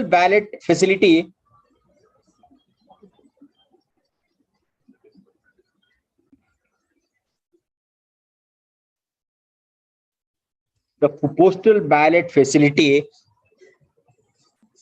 proposal of election commission in India.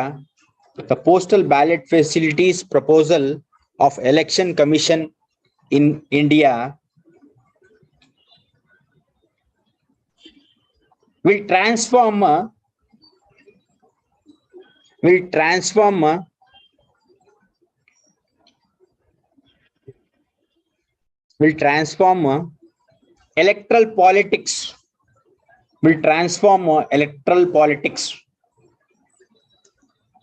Double quotes ಅಲ್ಲಿ ಬರ್ಕೊಳ್ಳಿ, ಅದು complete. will transform electoral politics. Analyze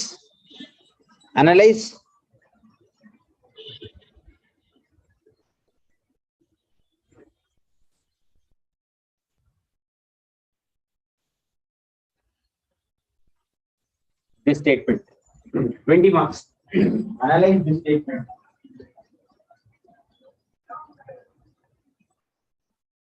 Analyze this statement. 20 marks.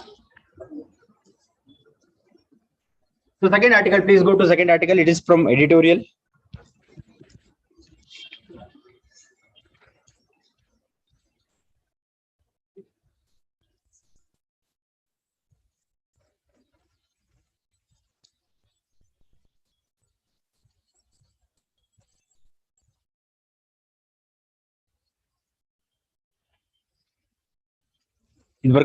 The era of unemployment, the era of an unemployed India.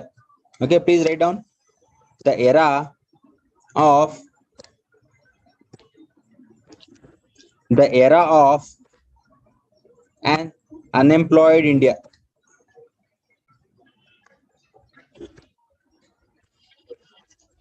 The era of an unemployed India. So we already know. ಎಂತಕ್ಕೆ ನಗ್ತಾ ಇದ್ದೀರಾ sir ನಾವೆಲ್ಲ unemployed ಅಂತನಾ? ಹೌದೇ ಇಲ್ವಾ ರೀ? ನಾವೆಲ್ಲ ಕೆಲಸ ಬಿಟ್ಬೋದಾರಲ್ರಿ, ಎಲ್ಲ unemployed. May be majority of people who are studying here might have left the job and come. ಹಾಗೆ ಅಲ್ವೇನ್ರಿ? ನೋ, ಇಲ್ಲ ಕೆಲಸ ಸಿಗ್ಲಿಲ್ಲ ಅದಕ್ಕೆ ಬಂದಿದ್ದೀವಿ ಸರ್ IAS IPS ಮಾಡೋದಕ್ಕೆ ಅಂತನಾ? ಮತ್ತೆ ರೀ ತುಂಬಾ ಜನ ಕೆಲಸ ಬಿಟ್ಟಿರಲ್ವೇನ್ರಿ? I have seen majority of the people who prepare for IAS KS and all, actually they have left their jobs and come. You see, left the job. Many people have left the job. Multiple jobs they have left. ನನ್ನ friend ಒಬ್ಬ 5 ಕೆಲಸ ಬಿಟ್ಟಿದ್ದ. R not getting. So ಎಂತಕ್ಕೆ ಅಂತ ಹೇಳಿದ್ರೆ IAS IPS prepare ಮಾಡೋರಲ್ಲ, some kind of ಬೇರೆದಿರುತ್ತೆ ಅವ್ರದ್ದು. ಅಂದ್ರೆ public service in greater extend ಮಾಡಬೇಕು ಅನ್ನೋದಿರೋದ್ರಿಂದ ಕೆಲಸ ಬಿಟ್ಬರೋದು. ಕೆಲಸ ಬಿಡೋದು ಅಂತ ಈಸಿ ಅಲ್ಲ ರೀ. ಆರ್ ನಾಟ್ ಗೆಟಿಂಗ್ 70,000 80,000 1 ಲಕ್ಷ ಎಲ್ಲ ಬರುತ್ತೆ. ಅದನ್ನ ಬಿಟ್ಟು ಬರ್ಬೇಕು ಅಂತ ಹೇಳಿದ್ರೆ ಹೊಟ್ಟೆ ಉರಿಯುತ್ತೆ. ಕರೋಡ್ಪತಿ ಮಕ್ಕಳಲ್ವಲ್ಲ ನಾವೆಲ್ಲ. Are not getting. ಬಟ್ ಆದ್ರೂ ಅನ್ಎಂಪ್ಲಾಯ್ಮೆಂಟ್ ರೇಟ್ ಜಾಸ್ತಿ ಇದೆ. ನಮ್ಗೆ ಬಿಡಿ, ಓಕೆ, ಏನೋ ಒಂದು ಇಂಜಿನಿಯರಿಂಗ್ ಓದಿರ್ತೀವಿ, ಏನೋ ಒಂದು ಮೆಡಿಸಿನ್ ಓದಿರ್ತಾರೆ, ಇಲ್ಲ ಏನೋ ಒಂದು ಮಾಡಿರ್ತಾರೆ, ಕೆಲಸ ಸಿಗುತ್ತೆ. ಬಟ್ ಅನ್ಎಂಪ್ಲಾಯ್ಮೆಂಟ್ ರೇಟ್ ಜಾಸ್ತಿ ಇದೆಯೋ ಕಮ್ಮಿ ಇದೆಯೋ? ಇಂಡಿಯಾದಲ್ಲಿ ಜಾಸ್ತಿ ಇದೆ. ಅಂಡರ್ ಎಂಪ್ಲಾಯ್ಮೆಂಟ್ ಅಂದ್ರೆ ಏನು? First of all, you know the meaning of under employment? ಏನ್ರಿ ಅಂಡರ್ ಎಂಪ್ಲಾಯ್ಮೆಂಟ್ ಅಂದ್ರೆ? ಮೋಹನ್, ಅಂಡರ್ ಎಂಪ್ಲಾಯ್ಮೆಂಟ್ ಅಂದ್ರೆ ಏನು? ಸಿ, ಇದನ್ನ ನೀವು ಪಾವರ್ಟಿ ಸೆಕ್ಷನ್ ಅಲ್ಲಿ ಓದ್ತೀರಾ? ಅಲ್ಲ ರೀ, correct, partially what you told. ಅವ್ರು ಹೇಳ್ತಾ ಇದಾರೆ ಕೆಲಸ ಇದೆ ಬಟ್ ಸ್ಯಾಟಿಸ್ಫ್ಯಾಕ್ಷನ್ ಇಲ್ಲ ಅಂತ. ಎಲ್ಲ ಕೆಲಸದಲ್ಲೂ ಎಷ್ಟೊಂದ್ ಜನ ಹಂಗೆ ಇದಾರೆ. ಹಂಗಂತ ಅವರೆಲ್ಲ under employed? No, that is not the correct meaning. Unemployment ಅಂತ ಒಂದು ಕಾನ್ಸೆಪ್ಟ್ ಇದೆ ಎಕಾನಮಿಲಿ. ಪಾವರ್ಟಿ ಅಂತ ಇದೆ. ಪಾವರ್ಟಿ, ಅನ್ಎಂಪ್ಲಾಯ್ಮೆಂಟ್ ಎರಡೂ ಇದೆ. ಅನ್ಎಂಪ್ಲಾಯ್ಮೆಂಟ್ ಕಾನ್ಸೆಪ್ಟ್ ಅಲ್ಲಿ, ಪಾವರ್ಟಿಲಿ ಅನ್ಎಂಪ್ಲಾಯ್ಮೆಂಟ್ ಅಂತ ಒಂದಿದೆ, ಅಂಡರ್ ಎಂಪ್ಲಾಯ್ಮೆಂಟ್ ಅಂತ ಒಂದಿದೆ. Are not getting? ಅದ್ರಲ್ಲಿ ಇದೆ ಇದು. ನೀಟಾಗಿ ಬೇಕಾದ್ರೆ ಹೋಗಿ ನೋಡಿ, ಎಕಾನಮಿ ಬುಕ್ ನೋಡಿ, ಅದ್ರಲ್ಲಿ ಇದೆ ಇದು ಅನ್ಎಂಪ್ಲಾಯ್ಮೆಂಟ್ ಟಾಪಿಕ್ ಅಲ್ಲಿ. ಹೇಳ್ರಿ ನೋಡೋಣ, ಏನ್ರಿ ಅಂಡರ್ ಎಂಪ್ಲಾಯ್ಮೆಂಟ್ ಅಂದ್ರೆ ಏನಂತ ಹೇಳಿದ್ರೆ, if a person has done some kind of very good, engineering ಮಾಡ್ಬಿಟ್ಟು ಪಿಯೂನ್ ಕೆಲ್ಸಕ್ಕೆ ಹೋಗೋದು, that is what is known as. ಅದೇ ಸ್ಯಾಟಿಸ್ಫ್ಯಾಕ್ಷನ್ ಅಲ್ಲ, 100% ಮಾಡಿರ್ತಾರೆ. ಬಟ್ ಇಂಜಿನಿಯರಿಂಗ್ ಹೌದು, ಅಂದ್ರೆ ಈ ಫಾರ್ ಎಕ್ಸಾಂಪಲ್ ಏನೋ ಒಂದು ಎಜುಕೇಶನ್ ಮಾಡಿರ್ತಾರೆ, ಅದಕ್ಕೆ ಕರೆಕ್ಟ್ ಆಗಿರೋ ಅಬ್ಸಾರ್ಪ್ಷನ್ ಇರಲ್ಲ. Are not getting? ಬಟ್ ಎಂತಕ್ರಿ ಇಂಜಿನಿಯರ್ಸ್ ಎಲ್ಲ ತುಂಬಾ ಜಾಸ್ತಿ ಆಗ್ಬಿಟ್ಟಿದ್ದಾರೆ ಇಂಡಿಯಾದಲ್ಲಿ, ಅವ್ರಿಗೆ ಯಾಕೆ ಕೆಲಸ ಸಿಗ್ತಾ ಇಲ್ಲ? ಏನಿರ್ಬೋದು ರೂಲ್ಸ್? ಅಲ್ಲ, ಏನಿರ್ಬೋದು scenario? Do you know any meaning? ಡಿಸ್ಕ್ರಿಸ್ಟ್, ವೆರಿ ಗುಡ್, ಓದಿದ್ದಾರೆ ಇವರೆಲ್ಲ, ಓದಿದ್ದಾರೆ ಎಕಾನಮಿಲಿ. ಓಕೆ, ಏನ್ರಿ ಹಂಗಂದ್ರೆ ಡಿಸ್ಕ್ರಿಸ್ಟ್ ಅನ್ಎಂಪ್ಲಾಯ್ಮೆಂಟ್ ಅಂದ್ರೆ? 10 ಜನ ಮಾಡೋ ಕೆಲಸನ 3 ಜನ ಸೇರ್ಕೊಂಡ್ಬಿಡೋದು ಅಷ್ಟೇ ಇರುತ್ತೆ. ಹೌದೇನ್ರಿ? Okay, see why there is under employment. Under employment ಅಂದ್ರೆ ಏನು ಅಂತ, an engineering graduate who has completed his engineering and he is selling credit card for his livelihood. ನೋಡಿಲ್ವಾ? ಆಗ್ತಾ ಇದೆ, ರಿಯಾಲಿಟಿ, ಸುಮ್ನೆ ಹೇಳ್ತಾ ಇಲ್ಲ. ಓಕೆ, ಅದೇನೋ ಕಾಮಿಡಿ, ಕರೆಕ್ಟ್, ಅದು ಕಾಮಿಡಿ ಗಿಮಿಡಿ ಎಲ್ಲ ಏನೇನೋ ಮಾಡ್ತಾ ಇರ್ತಾರೆ ಪಾಪ, ಏನ್ ಮಾಡ್ತಾರೆ? Okay, are you not getting? So that is the reason ಆತರ ಆಗ್ತಾ ಇರೋದು. ಮತ್ತೆ ನೀವು ಹೇಳ್ಬೋದಲ್ಲ ಸರ್, ಮತ್ತೆ ಟ್ಯಾಲೆಂಟ್ ಇರೋರಿಗೆಲ್ಲ ಬೆಲೆ ಇಲ್ವಾ ಅಂತ ಕೇಳ್ಬೋದಲ್ವಾ? ಯಾಕ್ರಿ ಇರಲ್ಲ ಟ್ಯಾಲೆಂಟ್ ಇರೋರೆಲ್ಲ ಇಲ್ಲಿ? ಸರ್, ಇವಾಗ ಇಂಜಿನಿಯರಿಂಗ್, ಇವಾಗ ಈ ಜನರೇಷನ್ ಅವ್ರು ಇಂಜಿನಿಯರಿಂಗ್ ಸೇರ್ಕೊಳ್ಳೋದಿದ್ರೆ ಆಲ್ರೆಡಿ ಒಂದು ಐಡಿಯಾ ಇರುತ್ತೆ ಸರ್. ಇಂಜಿನಿಯರಿಂಗ್ ಆದ್ಮೇಲೆ ಇಲ್ಲಿ MBA ಮಾಡ್ತೀನಿ, ಇಲ್ಲ ಅಬ್ರಾಡ್ ಹೋಗ್ತೀನಿ. ಯಾಕಂದ್ರೆ ಕ್ಯಾಂಪಸ್ ಪ್ಲೇಸ್ಮೆಂಟ್ ಅಲ್ಲಿ ಬಂದು ಕೆಲಸ ತಗೊಂಡು ಹೋಗೋದು ತುಂಬಾ ಕಮ್ಮಿ. ಅದು actually monetary benefits logically think ಮಾಡೋರು. So what is telling is partially correct and partially not correct also. Because peoples ಕೆಲಸ ಮಾಡೋದು ಎಲ್ಲರೂ, ಫಾರ್ ಎಕ್ಸಾಂಪಲ್, ಅವರು ದುಡ್ಡಿಗೋಸ್ಕರನೇ ಕೆಲಸ ಮಾಡಲ್ಲ. ಓಕೆ, ದುಡ್ಡಿಗೋಸ್ಕರ ಕೆಲಸ ಮಾಡಲ್ಲ. ಕೆಲವರೆಲ್ಲ ಅವರ ಒಂದು ಖುಷಿಗೋಸ್ಕರ ಕೆಲಸ ಮಾಡ್ತಾರೆ. ಪ್ಯಾಷನ್ ಇದ್ದವ್ರು ಇಲ್ಲೇ ಇರ್ತಾರೆ. ಸೊ ತುಂಬಾ ಜಾಸ್ತಿ ಪ್ಯಾಷನ್ ಅಲ್ಲ, ಅವ್ರು ಲಾಜಿಕಲ್ ಥಿಂಕ್ ಮಾಡೋರೆಲ್ಲ ಆಚೆ ಹೋಗ್ತಾರೆ ಅಂತ. ಸೊ ಮೆಟೀರಿಯಲ್ ಬೆನಿಫಿಟ್ಸ್ ಯೋಚನೆ ಮಾಡೋರೆಲ್ಲ, ಸೊ ಅಂತಾರೆಲ್ಲ ಸ್ವಲ್ಪ ಡೇಂಜರಸ್ ಅಲ್ವೋ? ಸರ್, ಮೆಟೀರಿಯಲ್ ಬೆನಿಫಿಟ್ಸ್ ಗಿಂತ ಅವ್ರಿಗೆ ಆಪರ್ಚುನಿಟಿ ಸಿಕ್ಕಿದ್ರೆ ಹೋಗುತ್ತೆ. ಪುವರ್ ಫ್ಯಾಮಿಲಿಯಿಂದ ಬಂದ್ಬಿಟ್ಟು ಸ್ಕಾಲರ್ಶಿಪ್ ಕೊಟ್ಬಿಟ್ಟಿವೆ ಅಂದ್ರೆ ಅವರ ಒಂದು ಥಿಂಕಿಂಗ್ ಮೇಲೆ ಡಿಪೆಂಡ್. ಫಾರ್ ಎಕ್ಸಾಂಪಲ್, ಅವ್ರಿಗೆ ಅನಿಸ್ತಾ ಇದ್ರೆ ಇಲ್ಲಿ ನನ್ಗೆ ಕರೆಕ್ಟ್ ಆಗಿ ಫೆಸಿಲಿಟಿ ಸಿಗ್ತಾ ಇಲ್ಲ, ಸೊ ಅಬ್ರಾಡ್ ಗೆ ಹೋದ್ರೆ ನನ್ನ ನಾಲೆಜ್ಗೆ ಒಳ್ಳೆ ಫೆಸಿಲಿಟಿ ಸಿಗುತ್ತೆ. ಓಕೆ, ಸೊ ಆತರ ಸಿವಿಲ್ ಸರ್ವೆಂಟ್ಸ್ ನಾವೆಲ್ಲ, you should not go very extreme views. ಹಂಗಿರಲ್ಲ. ಓಕೆ, ಗೌರ್ಮೆಂಟ್ ಇಸ್ ನಾಟ್, ನೀವ್ ಹೆಂಗ್ ಹೇಳ್ತಾ ಇದಾರೆ ಅಂದ್ರೆ, you should not actually downgrade government. It is thriving hard ಅಲ್ಲ, ರಿಯಾಲಿಟಿನೇ ಅದು. ಅದೇ ಗೊತ್ತಾಯ್ತು, it has actually mentioned. But ಏನಂತ ಹೇಳಿದ್ರೆ for example, people actually go by many criterias. Okay, you might have seen ಎಷ್ಟೊಂದ್ ಜನ ಫಾರ್ ಎಕ್ಸಾಂಪಲ್ ಆರ್ಡಿನೆನ್ಸ್ ಫ್ಯಾಕ್ಟರಿಲಿ ವರ್ಕ್ ಮಾಡೋದಕ್ಕೆ ಇಷ್ಟಪಡಲ್ಲ. ಯಾಕ್ರಿ ಇಷ್ಟಪಡಲ್ಲ ಆರ್ಡಿನೆನ್ಸ್ ಫ್ಯಾಕ್ಟರಿಲಿ ವರ್ಕ್ ಮಾಡೋದಕ್ಕೆ? ಅವ್ನು ಪೆಸಿಫಿಸ್ಟ್ ಆಗಿರ್ಬೋದು. Are not getting? Ordnance factory ಅವ್ನಿಗೆ ಯಾಕೆ ಗನ್ನು ಪಿಸ್ತೂಲ್ ಎಲ್ಲ ಈಗ ಎಂತಕ್ಕೆ ಯೂಸ್ ಮಾಡ್ತಾರೆ, ಶೂಟ್ ಔಟ್ ಮಾಡೋದಕ್ಕೆ ಯೂಸ್ ಮಾಡ್ತಾರೆ. ಸೊ ಆ ಕಂಪನಿಗೆ ವರ್ಕ್ ಮಾಡೋದಕ್ಕೆ ಅವ್ನಿಗೆ ಇಷ್ಟ ಆಗಲ್ಲ. ಅವ್ನ್ ದುಡ್ಡು ಅವ್ನು ಹೊಟ್ಟೆ ಹಸಿವಿರ್ಲಿ, ಅವ್ನ್ ಬೇರೆ ಕೆಲ್ಸಕ್ಕೆ ಹೋಗ್ತಾನೆ, ಕಸ ಹೊಡೆಯ ಕೆಲ್ಸಕ್ಕೆ ಹೋಗ್ಬಿಡ್ತಾನೆ, ಬಟ್ ಅಲ್ಗೋಗಲ್ಲ. There are many peoples like this. And boys are ಇದೊಂದ್ ಸ್ವಲ್ಪ ಜಾಸ್ತಿ ಬಾಯ್ಸ್ ಅಲ್ಲಿ as compare to girls. Correct wrong? ನೀವು ಬಾಯ್ಸ್ ಏನಾದ್ರು ಹೇಳ್ಬಿಡಿ, ಅವ್ರ ಕೆಲಸದಲ್ಲಿ ಅವಮಾನ ಮಾಡ್ಬಿಟ್ರಿ, ಅವ್ನ ಕೆಲಸನ ಬಿಟ್ಬಿಡ್ತಾನೆ. I am writing you and give you this. ಇದೇ ರೀ ನಿಜವಾಗ್ಲು. The boys who are appointed ಅಲ್ಲ, ಯು ಜಸ್ಟ್ ಅಬ್ಸರ್ವ್. ಅವ್ರಿಗೆ ಒಂದ್ ಸ್ವಲ್ಪ ಅವಮಾನ ಆಗ್ಬಿಡ್ಲಿ, ಅಲ್ಲಿ ಕೆಲಸನ ಬಿಟ್ಬಿಡ್ತಾರ ಅವ್ರು. Not like girls, bit sensitive. ಅವರು ಅಷ್ಟೇ, ಗರ್ಲ್ಸ್ ಹಾಗೇನೆ, ಬಟ್ ಬಿಟ್ girls it is more sensitive in this regard. Boys ಒಂದ್ ಸ್ವಲ್ಪ ಎಲ್ಲಾದ್ರೂ ಕೆಲಸ ಹೋಗಡೆ ಅವಮಾನ ಆಗ್ಬಿಡ್ಲಿ, they will leave job. So that is the criteria. So ನಾನ್ ಏನ್ ಹೇಳ್ತಾ ಇದ್ದೀನಿ ಅಂತ ಹೇಳಿದ್ರೆ, ಅವ್ರಿಗೆ ಸಮಾಧಾನ ಇದ್ರೆ ಮಾತ್ರ ಅಲ್ಲಿ ಕೆಲಸ ಮಾಡೋದಕ್ಕೆ chance. For example, you might have seen ಇದು ಶೇರ್ ಮಾರ್ಕೆಟ್ ಅಂತ ಏನೇನೋ ಬರ್ತಾ ಇರತ್ತಲ್ವಾ, ಅದೇನೋ ಮಾಡ್ತಿರ್ ನೀವೆಲ್ಲ ಆಡ್ತಿರ್ತೀರೇನ್ರಿ? ಆಡೋದಿಲ್ವಾ? ಏನೋ ಮಾಡ್ತಿರ್ತಿರಲ್ಲ ನೀವೆಲ್ಲ, ಆಡೋದ ಅದು share market? Something you will do, no you peoples will sitting ಏನ್ ಏನೋ ಮಾಡ್ತಿರ್ತಿರಲ್ಲ ನೀವೆಲ್ಲ. ಅದೇ ಅದು ಆಟನಾ? ಅದು it is not an game, it is analysis. Okay, so ಅದು ಆಕ್ಚುಲಿ ಪಾಸಿಟಿವ್ ನೆಗೆಟಿವ್ ಸೆನ್ಸ್ ಎರಡರಲ್ಲೂ ತಗೋಬಹುದು, ಬಟ್ ಆಕ್ಚುಲಿ ಪಾಸಿಟಿವ್ ಸೆನ್ಸ್ ಅಲ್ಲಿ ತಗೋಬೇಕು ಲೈಟ್ ಆಗಿ. ಓಕೆ, ಸೊ ಏನ್ರಿ ಅದು ಷೇರು ಮಾರ್ಕೆಟ್ ಅಲ್ಲಿ? ಫಾರ್ ಎಕ್ಸಾಂಪಲ್, ಸಿಗರೇಟ್ ಕಂಪನೀಸ್ ಎಲ್ಲ ಇದೆ ಗೊತ್ತಾ, ITC ಎಲ್ಲ ಡೌನೇ ಇರುತ್ತೆ ಯಾವತ್ತು ವ್ಯಾಲ್ಯೂ. ಎಂತಕ್ಕೆ? Because many people are not interested to invest. Are not getting? Crorepati ದುಡ್ಡಿದೆ, ಅವ್ನ್ ಕರೋಡ್ಪತಿ ದುಡ್ಡಿದ್ರು ಬೇಕಾಬಿಟ್ಟಿ ಎಲ್ಲ ಇನ್ವೆಸ್ಟ್ ಮಾಡಲ್ಲ. ಪ್ರಾಫಿಟ್ ಬಂದಿದ್ ಕಡೆನೆ ಯಾವಾಗ್ಲೂ ಹಾಕಲ್ಲ, ಅವ್ರಿಗೆ ಇಷ್ಟ ಇಲ್ಲ. ಆ ಸಿಗರೇಟ್ ಕಂಪ್ನಿಗೆಲ್ಲ ದುಡ್ಡು ಕೊಡೋದಕ್ಕೆ ಇಷ್ಟ ಆಗಲ್ಲ ರೀ. ಯು ಡೋಂಟ್ ನೋ ಎಥಿಕ್ಸ್ ಇದೆ ಇಂಡಿಯಾದಲ್ಲಿ. ಯು ಜಸ್ಟ್ ಸಿ, ಯಾವಾಗ್ಲೂ ಡೌನೇ ಇರುತ್ತೆ ರೇಟಿಂಗ್. ಎಂತಕ್ಕೆ ಅಂತ ಹೇಳಿದ್ರೆ, people don't like certain things. Okay, are getting? So please write down. ಆಮೇಲೆ ಇನ್ನೊಂದು ಏನ್ ಹೇಳ್ತೀನಿ ಅಂದ್ರೆ, ಈ ಆರ್ಟಿಕಲ್ ಅಲ್ಲಿ ಜನರಲ್ ಸಮ್ಮರಿ ಹೇಳ್ಕೊಂಡು ಹೋಗ್ತೀನಿ, then we will go to the actual content of this ಇದು. So who will actually measure the unemployment rate in India? National Sample Survey Organization, NSSO ಅಂತ ಹೇಳ್ತಾರೆ. So they have told that the unemployment rate 40 ವರ್ಷದ ಹಿಂದೆ ಇತ್ತಲ್ಲ unemployment, ಅದು ಬಂದಿದೆಯಂತೆ. ಆ ತರದೊಂದು unemployment rate ನೋಡೇ ಇರಲಿಲ್ಲ. 6.1% ಆಗಿದೆ unemployment rate, and it is actually highest in Covid ಆದ್ಮೇಲೆ 7.9%. 7.9% ಆಗಿದೆ. So it is highest in 4 decades. Okay, this kind of unemployment. ಆಮೇಲೆ ಈ ಆರ್ಟಿಕಲ್ ಏನ್ ಹೇಳ್ತಾರೆ ಅಂದ್ರೆ, ಕೆಲವು ಪೋಸ್ಟ್ ಗಳಿಗೆ ತುಂಬಾ ಅಪ್ಲಿಕೇಶನ್ಸ್ ಬರ್ತಾ ಇದೆ, ಕೆಲವೇ ಪೋಸ್ಟ್ ಕಾಲ್ ಮಾಡಿರ್ತಾರೆ. ಬಟ್ ಎಕ್ಸಾಂಪಲ್ಸ್ ಕೊಡ್ತಾನೆ ಆಥರ್ ಈ ಆರ್ಟಿಕಲ್ ಅಲ್ಲಿ. ಕೆಲವೇ ಪೋಸ್ಟ್ ಕಾಲ್ ಮಾಡಿರ್ತಾರೆ, ಬಟ್ ತುಂಬಾ ಅಪ್ಲಿಕೇಶನ್ಸ್ ಬರ್ತಾ ಇದೆ. Are you not getting? One such example UPSC ಹೇಳ್ಬೋದಾ? UPSC ರೈಸ್ ಆಗ್ತಿದ್ಯೋ ಆಗ್ತಿಲ್ವಾ? ಅಲ್ಲ, ಕೋವಿಡ್ ಕಂಪೇರ್ ಮಾಡಿ ಹೇಳ್ತಿಲ್ಲ. ಆರ್ಟಿಕಲ್ ಅಲ್ಲಿ ಏನ್ ಹೇಳ್ತಾರೆ ಅಂದ್ರೆ, ಕೋವಿಡ್ ಇಂದ ಆಗಿದೆ ಅಂತ ಹೇಳ್ಕೊಂಡು ಹೋಗ್ತಾರೆ ಆರ್ಟಿಕಲ್ ಅಲ್ಲಿ. ಬಟ್ ಜನರಲ್ ಆಗಿ ಕೇಳ್ತಾ ಇದೀನಿ, UPSC do you think that the applicant has risen? Yes, definitely it is risen, because ನೀವು ನೋಡಿಲ್ಲ 16 lakhs applications ಎಲ್ರಿ ಆಗಿದೆ. ನೀಟ್ ಹೇಳ್ತಾ ಇದೀರಾ ನೀವು, ನೀಟ್ ಹೇಳ್ತಾ ಇದೀರಾ, not UPSC. Okay, so when it comes to UPSC, how many people are applying for UPSC nowadays and how many people are applying in before 2005? Do you know? ನನಗೆ ಗೊತ್ತು, ಯಾಕಂದ್ರೆ ನಾನು 2006 ಇಂದ ಈ ಎಕ್ಸಾಮ್ಸ್ ಬಗ್ಗೆ ತಲೆ ಕೆಡಿಸ್ಕೊಂಡು. ನಾನಿದ್ದಾಗ 2 lakhs 2.5 ಲಕ್ಷ ಅಪ್ಲೈ ಮಾಡ್ತಾ ಇದ್ರು. 10 it is going around 10 lakhs man.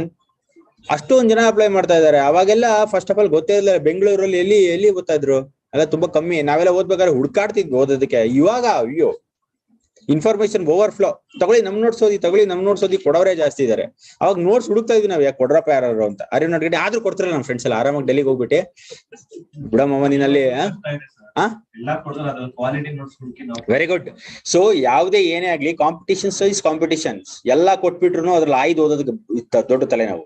ಅವಾಗ ಸಿಕ್ತಿರ್ಲಿಲ್ಲ, ಸಿಕ್ಕಿದ್ರೆ ಸಾಕು. ಇವಾಗ ಸಿಕ್ತಿದೆ, ಅಯ್ಯೋ ಎಸ್ಕೇಪ್ ಆಗೋದು ದೊಡ್ಡ.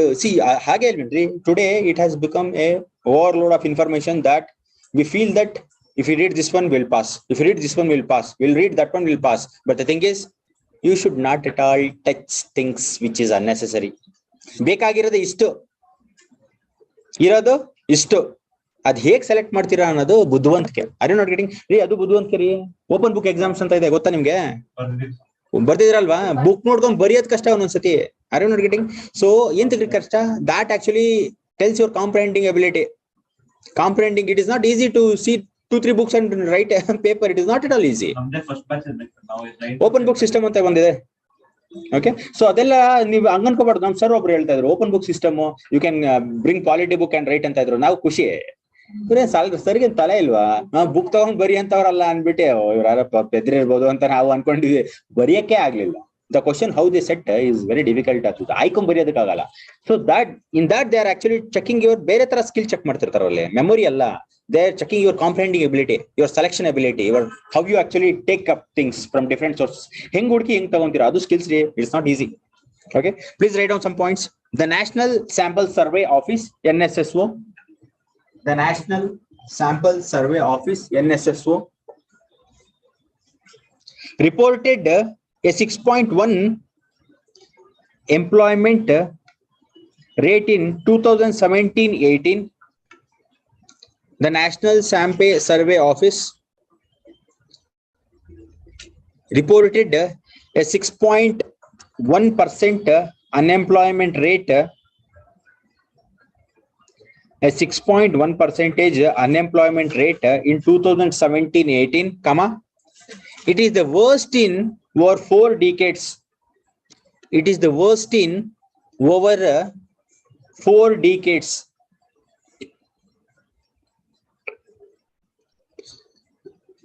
Next point. We can see the cases like overqualified youths aspiring for. We can see the cases like overqualified youths aspiring for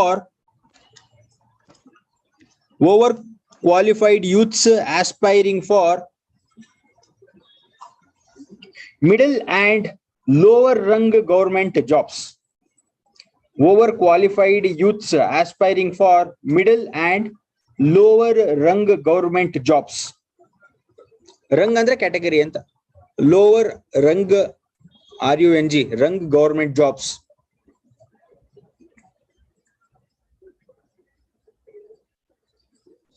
First of all, when an overqualified youth approaches and when he writes the lower category government jobs, what happens?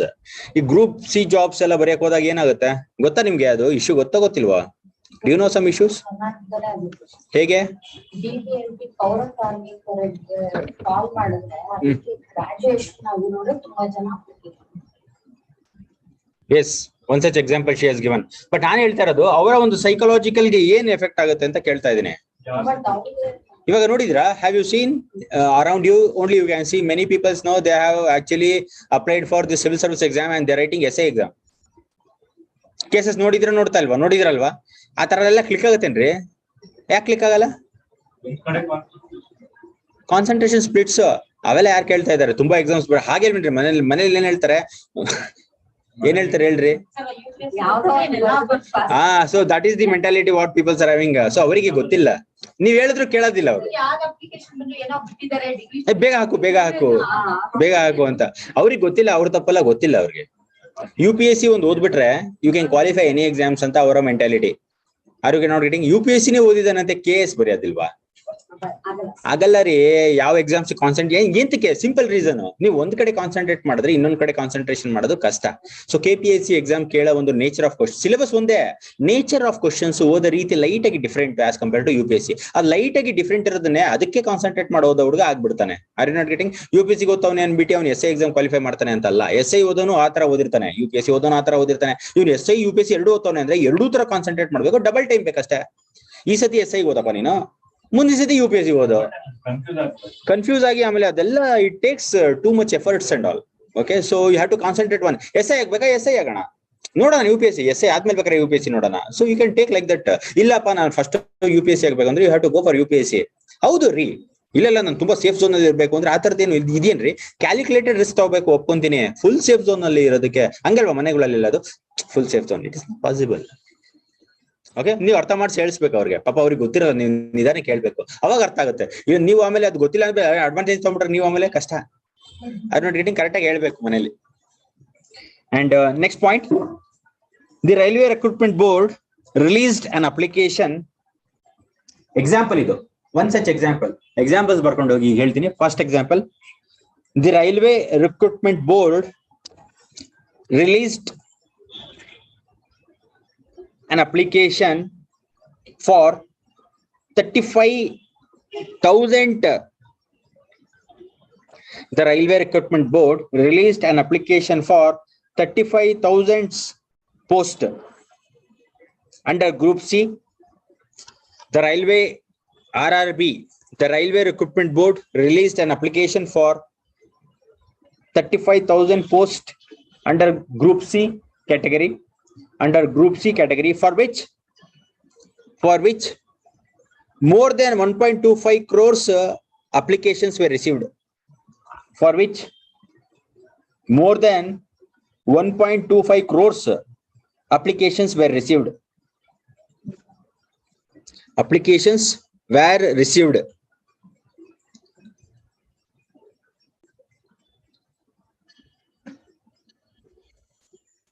Next, second example. In 2021,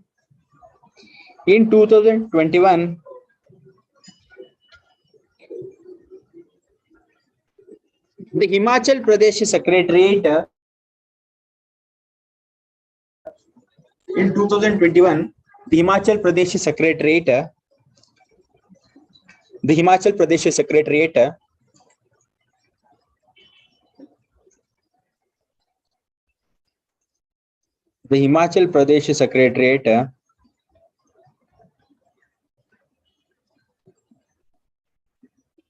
released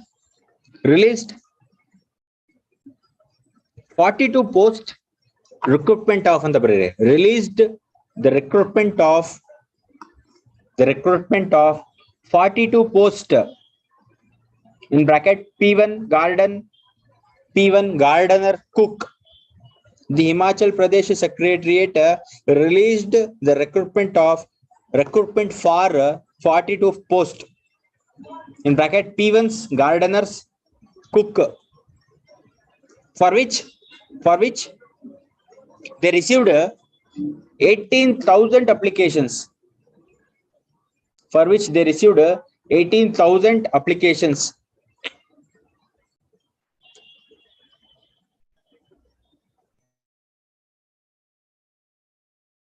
Which included hundreds of doctorates.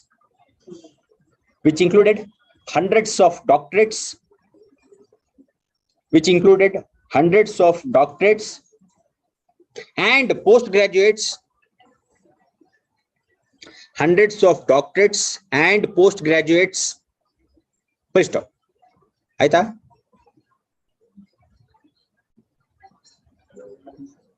So iವಾಗ ನಾನು ಏನು ಕೇಳ್ತಾ ಇದ್ದೀನಿ question ಅಂತ ಹೇಳಿದ್ರೆ ಏನು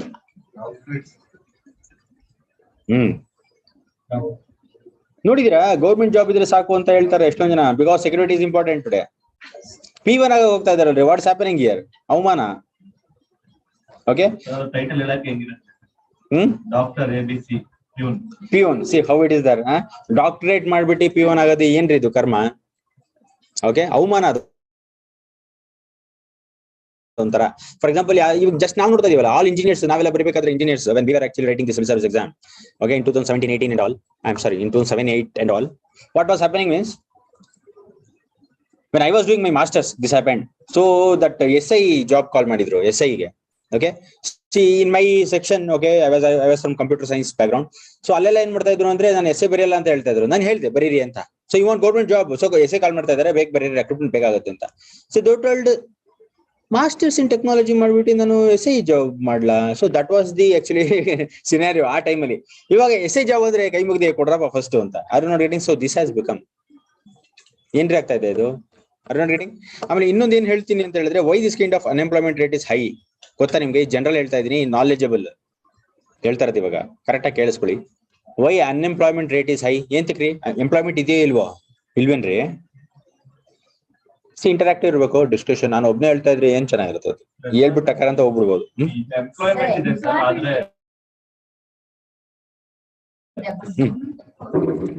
ಗೌರ್ಮೆಂಟೇ ಕೊಡೋದು ಬೇಡ, ಸೆಲ್ಫ್ ಎಂಪ್ಲಾಯ್ಮೆಂಟ್ ರೌಡಿಸಮ್ ಮಾಡ್ಬೋದಲ್ಲ. ಸೆಲ್ಫ್ ಎಂಪ್ಲಾಯ್ಮೆಂಟ್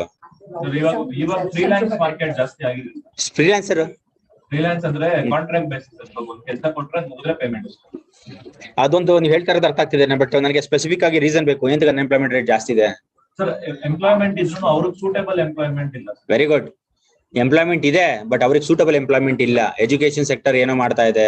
ಆಮೇಲೆ ಜನರಿಗೆ ಇಷ್ಟ ಇಲ್ಲ to do lower rung jobs. People don't like employment ಜಾಸ್ತಿ ಇದೆ. ಲೇಬರ್ ಇಂಟೆನ್ಸಿವ್ ಅಂದ್ರೆ ಲೇಬರ್ ಅಂದ್ರೆ ಫಿಸಿಕಲ್ ಫೋರ್ಸ್ ಇರೋ ಅಂತ ಎಂಪ್ಲಾಯ್ಮೆಂಟ್ ಜಾಸ್ತಿ ಇದೆ. ಅದನ್ನೇ ಹೇಳ್ತಾ ಇರೋದು ಲೇಬರ್ ಇಂಟೆನ್ಸಿವ್ ಅಂತ ಹೇಳಿದ್ರೆ ಅವನ ಒಂದು ಮ್ಯಾನ್ ಪವರ್ ಯೂಸ್ ಮಾಡೋ ಅಂತದನ್ನ ಲೇಬರ್ ಇಂಟೆನ್ಸಿವ್ ಫೋರ್ಸ್ ಅಂತ ಹೇಳ್ತೀವಿ. ಆ ತರದ ಎಂಪ್ಲಾಯ್ಮೆಂಟ್ ಜಾಸ್ತಿ ಇದೆ.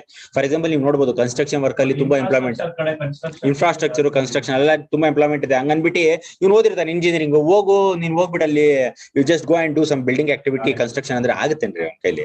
ಅವನು ಏನ್ ಮಾಡ್ತಾನೆ? It is not possible for him to do. Graduate ಆಗಿರ್ತಾನೆ, ಬಿಕಾಮ್ ಮಾಡಿರ್ತಾನೆ, ಎಂ.ಕಾಮ್ ಮಾಡಿರ್ತಾನೆ, ಹೋಗ್ಬಿಟ್ಟು ನೀನು ಹೋಗಿ ಗಾರಿ ಕೆಲಸ ಮಾಡಿದ್ರೆ ಇಲ್ಲ ನನಗೆ ಕೊಡಿ ಬ್ಯಾಂಕ್ ಅಲ್ಲಿ ನಾನು ಮಾಡ್ತೀನಿ, you please give me the job ಅಂದ್ರೆ ಎಲ್ಲೂ ಇಲ್ಲ. ಪಾಯಿಂಟ್ ಏನಂದ್ರೆ there is job in any society you take, there are jobs. The majority of jobs are dangerous, they are not that much enjoyable. White collar jobs ಅಲ್ಲ ಅಂತ. Are not getting dangerous ಇರುತ್ತೆ. ಎಷ್ಟೊಂದು jobs dangerous ರೀ, ಅಲ್ಲ ನೇತಾಕೊಂಡೆಲ್ಲ ಕೆಲಸ ಮಾಡ್ತಾರೆ. I not seeing mining activities ಅವೆಲ್ಲ dangerous. Okay, ಆ ಮೇಲ್ಗಡೆ ಎಲ್ಲ ನೇತಾಕೊಂಡ್ ಕೆಲಸ ಅದು ಹೆಂಗ್ ಮಾಡ್ತಾರಪ್ಪ ಐ ಡೋಂಟ್ ನೋ. ಅದೇ ಇರುತ್ತಲ್ರಿ, ಅದೇನೋ ಹಿಂಗೆ ಪೇಂಟಿಂಗ್ ಮಾಡ್ತಿರ್ತಾರೆ, ದೊಡ್ಡ ದೊಡ್ಡ multi store building. So it is all dangerous. ಪ್ರಾಣ ಹೋಗುತ್ತೆ ಎಷ್ಟೊಂದು ಜನ. Banner, so there all dangerous activity. So ಆ ತರ ಡೇಂಜರ್ ಇರುತ್ತೆ. ಆಮೇಲೆ ಕೆಲವು ಎಲ್ಲ ರೆಸ್ಪೆಕ್ಟ್ ಜಾಸ್ತಿ ಇರಲ್ಲ ಅಂತ ಅವ್ರ ಪ್ರಕಾರ. ಎಲ್ಲ ಜಾಬ್ಗೂ ರೆಸ್ಪೆಕ್ಟ್ ಇದೆ ಬಟ್ ಅವ್ರಿಗೆ ಅನ್ಸುತ್ತೆ. ಫಾರ್ ಎಕ್ಸಾಂಪಲ್ ಇವಾಗ ಕಸ ಹೊಡಿಯಕ್ ಹೋಗೋದು, ಡಿಗ್ನಿಟಿ ಆಫ್ ಲೇಬರ್. ಯಾಕಂದ್ರೆ ಇಂಡಿಯಾದಲ್ಲಿ ಇದು ಜಾಸ್ತಿ, ತಾರತಮ್ಯ ಜಾಸ್ತಿ. ಬೇರೆ ಕಂಟ್ರೀಸ್ ಅಲ್ಲಿ ಅಷ್ಟೊಂದು ನೋಡೋದಿಲ್ಲ. If you are sweeper also they welcome, they see is at equal. But in India ಅದು ಇಂಪ್ರೂವ್ಮೆಂಟ್ ಆಗ್ಬೇಕು. ಸ್ವೀಪರ್ ಅಂದ ತಕ್ಷಣ ಅವ್ನಿಗೆ ಸ್ವಲ್ಪ ಡೌನ್ ಆಗಿ ನೋಡೋದು. ಆಸ್ಟ್ರೇಲಿಯಾ ಎಲ್ಲ ಸ್ವೀಪರ್ ಏನಾದ್ರು ಇವಾಗ ನೀವು ಇಲ್ಲಿ ಕಸ ಹಾಕಿದ್ರೆ ಮನೆಗೆ ಹೋಗೋಷ್ಟು ನೋಟಿಸ್ ನೋಡ್, very dangerous. The labour loss are very dangerous in Australia and all. ಅಲ್ಲೆಲ್ಲ ಏನ್ ಗೊತ್ತಾ, ನೀವ್ ಅಲ್ಲಿ ಅಪ್ಪ ಬೇಡ ಕೆಲ್ಸಕ್ಕೆ ಎಂಪ್ಲಾಯ್ ಮಾಡಲ್ಲ. You can see in this countries and all. ಯಾವ್ದ್ರಿ ಅದು? ಆ UK ಅಲ್ಲೆಲ್ಲ ನೋಡಿ ಬೇಕಾದ್ರೆ. Poland very dangerous. ನೀವು ಅಲ್ಲಿ ಬೇಡಪ್ಪ ಕೆಲಸದವ್ರು ಅಂತೀರಾ, ಇಲ್ಲಿ ಕೆಲಸದವ್ರಿಗೆ ಕರ್ಕೊಂತಿರಲ್ಲ, ಕೆಲಸದವ್ರು ಕರ್ಕೊಂಡ್ಬಿಟ್ಟು ಹೆಂಗೆ ಟ್ರೀಟ್ ಮಾಡ್ತಾರೆ ಇಲ್ಲಿ. But not the case. But ಇಂಡಿಯಾದಲ್ಲೂ ಚೇಂಜ್ ಆಗ್ತಿದೆ ಲೈಟ್ ಆಗಿ, but not the case in foreign countries. ತುಂಬಾ ಸೆನ್ಸಿಟಿವ್. ಆಮೇಲೆ ಅವ್ರಿಗೆ ರೇಟ್ ಜಾಸ್ತಿ ಕೊಡ್ಬೇಕು. ನಿಮ್ ಸಂಬಳಕ್ಕಿಂತ ಜಾಸ್ತಿ ಇರುತ್ತೆ ಅವ್ರ ಸಂಬಳ ಅಲ್ಲಿ. ರಿಯಲಿ ಡೊಮೆಸ್ಟಿಕ್ ಹೆಲ್ಪ್ ಸಪ್ಲೈ ಇರುತ್ತಲ್ಲ, ಪೋಲ್ಯಾಂಡ್ ಅಲ್ಲೆಲ್ಲ ಜಾಸ್ತಿ ಅವ್ರ ಸಂಬಳ ನಿಮ್ಗಿಂತ. UK ಎಲ್ಲ ಕಡೆ ಜಾಸ್ತಿ ಇದೆ. ಓಕೆ, ಸೊ ತುಂಬಾ ಸೆನ್ಸಿಟಿವ್. ಆಮೇಲೆ ಅವ್ರು ಕೇಸ್ ಆಗ್ಬಿಟ್ರೆ ಮುಗಿತು ಕತೆ. If they put some kind of case on you, okay, ತುಂಬಾ ಕಷ್ಟ. ಕಾಂಪನ್ಸೇಷನ್ ಎಲ್ಲ ಜಾಸ್ತಿ ಪೇ ಮಾಡಂಗಿರುತ್ತೆ. So that is what is the case. But ನಾನು ಹೇಳ್ತಾ ಇರೋದು, there are majority of the job in India when it comes to them, but they are in the lower category. ಆ lower category jobs ಗೆ ಹೋಗಕ್ಕೆ ತುಂಬಾ ಜನಕ್ಕೆ ಇಷ್ಟ ಇಲ್ಲ. They want to go to the white collar jobs where some kind of respect to, okay, Indians ಏನಾದ್ರು compare ಮಾಡಿದ್ರೆ respect to. ಆಮೇಲೆ ತುಂಬಾ ಅಲ್ಲಿ ಹಜಾರ್ಡಸ್ ಆಗಿರಬಾರ್ದು. ಆಮೇಲೆ ತುಂಬಾ ಮೈಬಾರ ಇರಬಾರ್ದು. ಕುತ್ಕೊಂಡ್ ಮಾಡೋ ಅಂತ ಕೆಲಸ ತುಂಬಾ ಕಮ್ಮಿ ಇರೋದು. ಬಟ್ ಎಲ್ಲಾದ್ರು ಅದನ್ನೇ ಆಸ್ಪೈರ್ ಮಾಡ್ತಿರೋದ್ರಿಂದ ಅನ್ಎಂಪ್ಲಾಯ್ಮೆಂಟ್ ಜಾಸ್ತಿ ಕಾಣಿಸ್ತಾ ಇದೆ. Are you not getting? But ಇದನ್ನ ಸ್ಟ್ಯಾಂಡರ್ಡೈಸ್ ಮಾಡೋದಕ್ಕೆ ನೀವು DC ಆದ್ಮೇಲೆ ಏನ್ ಮಾಡ್ತೀರಾ? IPS, DC. ರಿಟೈರ್ಮೆಂಟ್ ಏಜ್ ಕಮ್ಮಿ ಮಾಡಿದ್ರೆ ಏನ್ ಸಿಗುತ್ತೆ? ರಿಟೈರ್ಮೆಂಟ್ ಏಜ್ ಕಮ್ಮಿ ಮಾಡಿದ್ರೆ ರಿಟೈರ್ ಆಗೋರು ಬೇಗ ರಿಟೈರ್ ಆಗ್ತಾರೆ.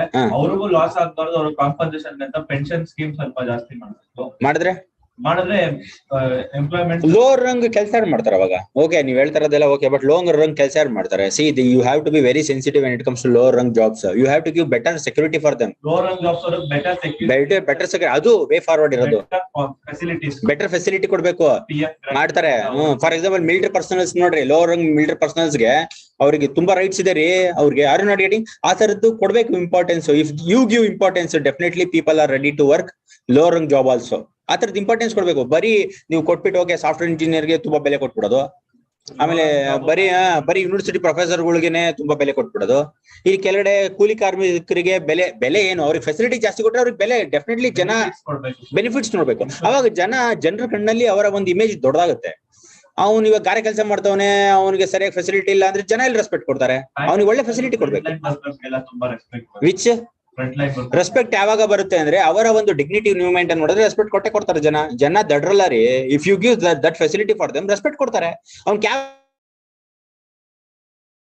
ಓಡಿಸ್ತಾ ಇರ್ತಾನೆ. ಈಗ ನೋಡಿದ್ರ this cab drivers what is happening? ಇವರೆಲ್ಲ ಹೆಣ್ಮಕ್ಳು ಗಂಡ್ಮಕ್ಳು ಎರಡು they abuse them. Okay, verbal abuse ಅದು ಇದು ಅಂದ್ರೆ ಅವ್ರಿಗೆ ಏನು ಗೊತ್ತಿಲ್ಲ ಅಂತ. ಆ ತರದೆಲ್ಲ ಮಾಡಿದ್ರೆ ಡಿಗ್ನಿಟಿ ಮೇಂಟೈನ್ ಆಗಲ್ಲ. Okay, please right on the next point. In March 2000 ಅಂದ್ರೆ ನೆಕ್ಸ್ಟ್ ಎಕ್ಸಾಂಪಲ್. ಇನ್ March 2021,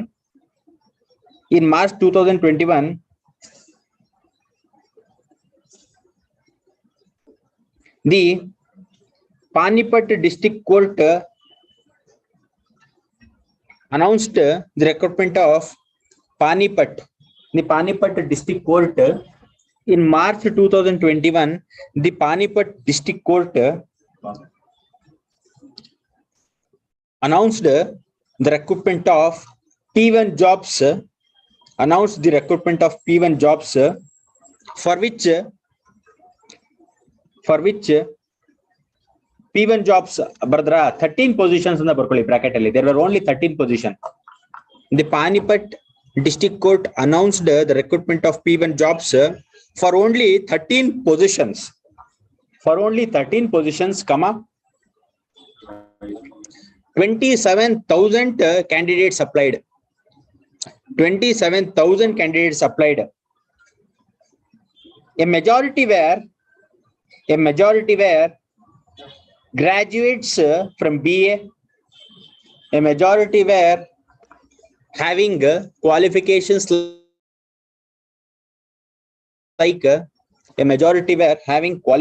like BA, BSc, MA, MSc, BA, BSc, MA, MSc, MCom, MBA,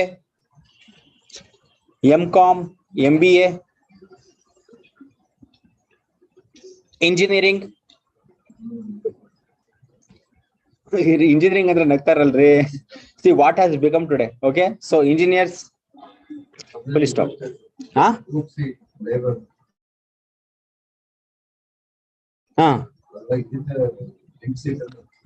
Engineers, yappa. Engineers ಅಂತೂ ಭಾರಿ ದುಸ್ಥಿತಿ ಆಗಿದೆ. ಓಕೆ,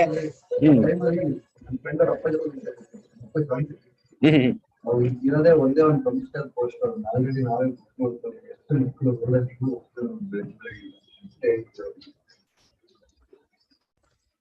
ಅವ್ರ ಸೈಕಾಲಜಿಕಲ್ ಫೀಲಿಂಗ್ ಏನಾಗ್ಬೇಕ್ರಿ? ಅಟ್ಲೀಸ್ಟ್ ಕೆಲಸ ಇಲ್ಲ ದಯವಿಟ್ಟು ಹೋಗ್ರಿ ಮಾಮ ಅಂದ್ರೆ ಹೋಗ್ತಾರೆ ಮನೆಗೆ.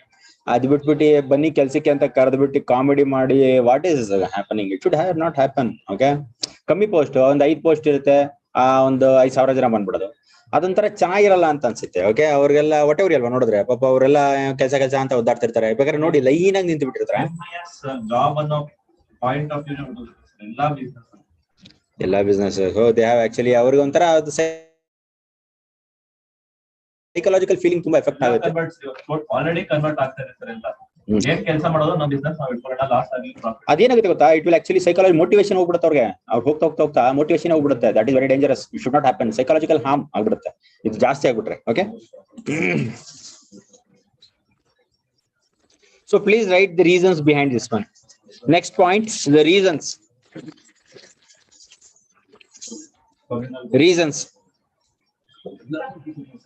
ಅಲ್ಲ ರೀ, ಅಷ್ಟೊಂದು ಇಂಜಿನಿಯರ್ಸ್ ಔಟ್ಪುಟ್ ಆಗ್ಬೇಕು ಅಂದ್ರೆ ಕಾಲೇಜಸ್ ಇಂತ ಓಪನ್ ಮಾಡೋರು ಅಷ್ಟೊಂದು. ಯಾವ ರೀತಿ ರೆವಲ್ಯೂಷನ್? ಅಲ್ಲ ರೀ, ಅವ್ರು ಮಾಡಿ ತಪ್ಪು ಕರೆಕ್ಟ್ ನಂಗೆ ಕರೆಕ್ಟ್ ಆಗಿ ಹೇಳಿ. ನಾನು ಒಂದು ಕ್ವಶನ್ ಹೇಳಿದೆ, ನಿಮ್ದು ನೆಕ್ಸ್ಟ್ ತಗೊಂತೀನಿ. ನಾನು ಒಂದು ಕ್ವಶನ್ ಕೇಳ್ತಾ ಇದ್ದೀನಿ.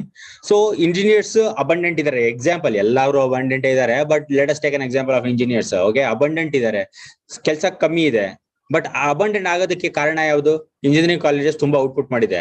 ಮತ್ತೆ ಅವ್ರಿಗೆ ತಲೆ ಇಲ್ವೇನ್ರಿ? ಏನ್ ತಕ್ರಿ ಮಾಡಿದ್ರು ಗೌರ್ಮೆಂಟ್ ಅವರು? ಆಟೋನಮಸ್ ಕಾಲೇಜ್ಗಳು ಜಾಸ್ತಿ ಆಗಿದೆ ಸರ್, ಗವರ್ನಮೆಂಟ್ ಅಲ್ಲ, ನಾನು ಹೇಳ್ತಾ ಇರೋದು ಇಂಜಿನಿಯರಿಂಗ್ ಕಾಲೇಜಸ್ ಜಾಸ್ತಿ ಮಾಡಿ, ಇಂಜಿನಿಯರಿಂಗ್ ಗ್ರಾಜುಯೇಟ್ಸ್ ಜಾಸ್ತಿ ಮಾಡಿರೋದು ಗೌರ್ಮೆಂಟ್ ತಲೆ ಇಲ್ವಾ? ಇದೆ. The only thing is observe correct ಆಗ್ತಾ ಇಲ್ಲ. ಆರ್ ನಾಟ್ ಗೆಟಿಂಗ್ ಅಬ್ಸರ್ವ್ ಆಗ್ಲಿ ಅಂತ ಮಾಡ್ತಾ ಇರೋದು. ಹಂಗ್ ಮಾಡಿರೋದಕ್ಕೆ ಇಂಪ್ರೂವ್ಮೆಂಟ್ ಆಗಿರೋದು, ಬಟ್ ಅಬ್ಸರ್ವ್ ಕರೆಕ್ಟ್ ಆಗಿಲ್ಲ global ಕಮ್ಯುನಿಟಿಲಿ.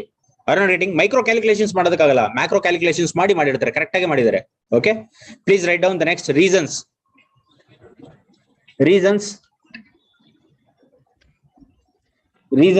See, the labor law is only on paper, it is not implementing correctly. That's first reason. The labor laws which are there under the government are only on papers. The labor laws which are there under the government are only on papers, and they suffer proper implementation. The labor laws which are there under the government are only on paper and they suffer proper implementation. Second one, issues of job security in private sector.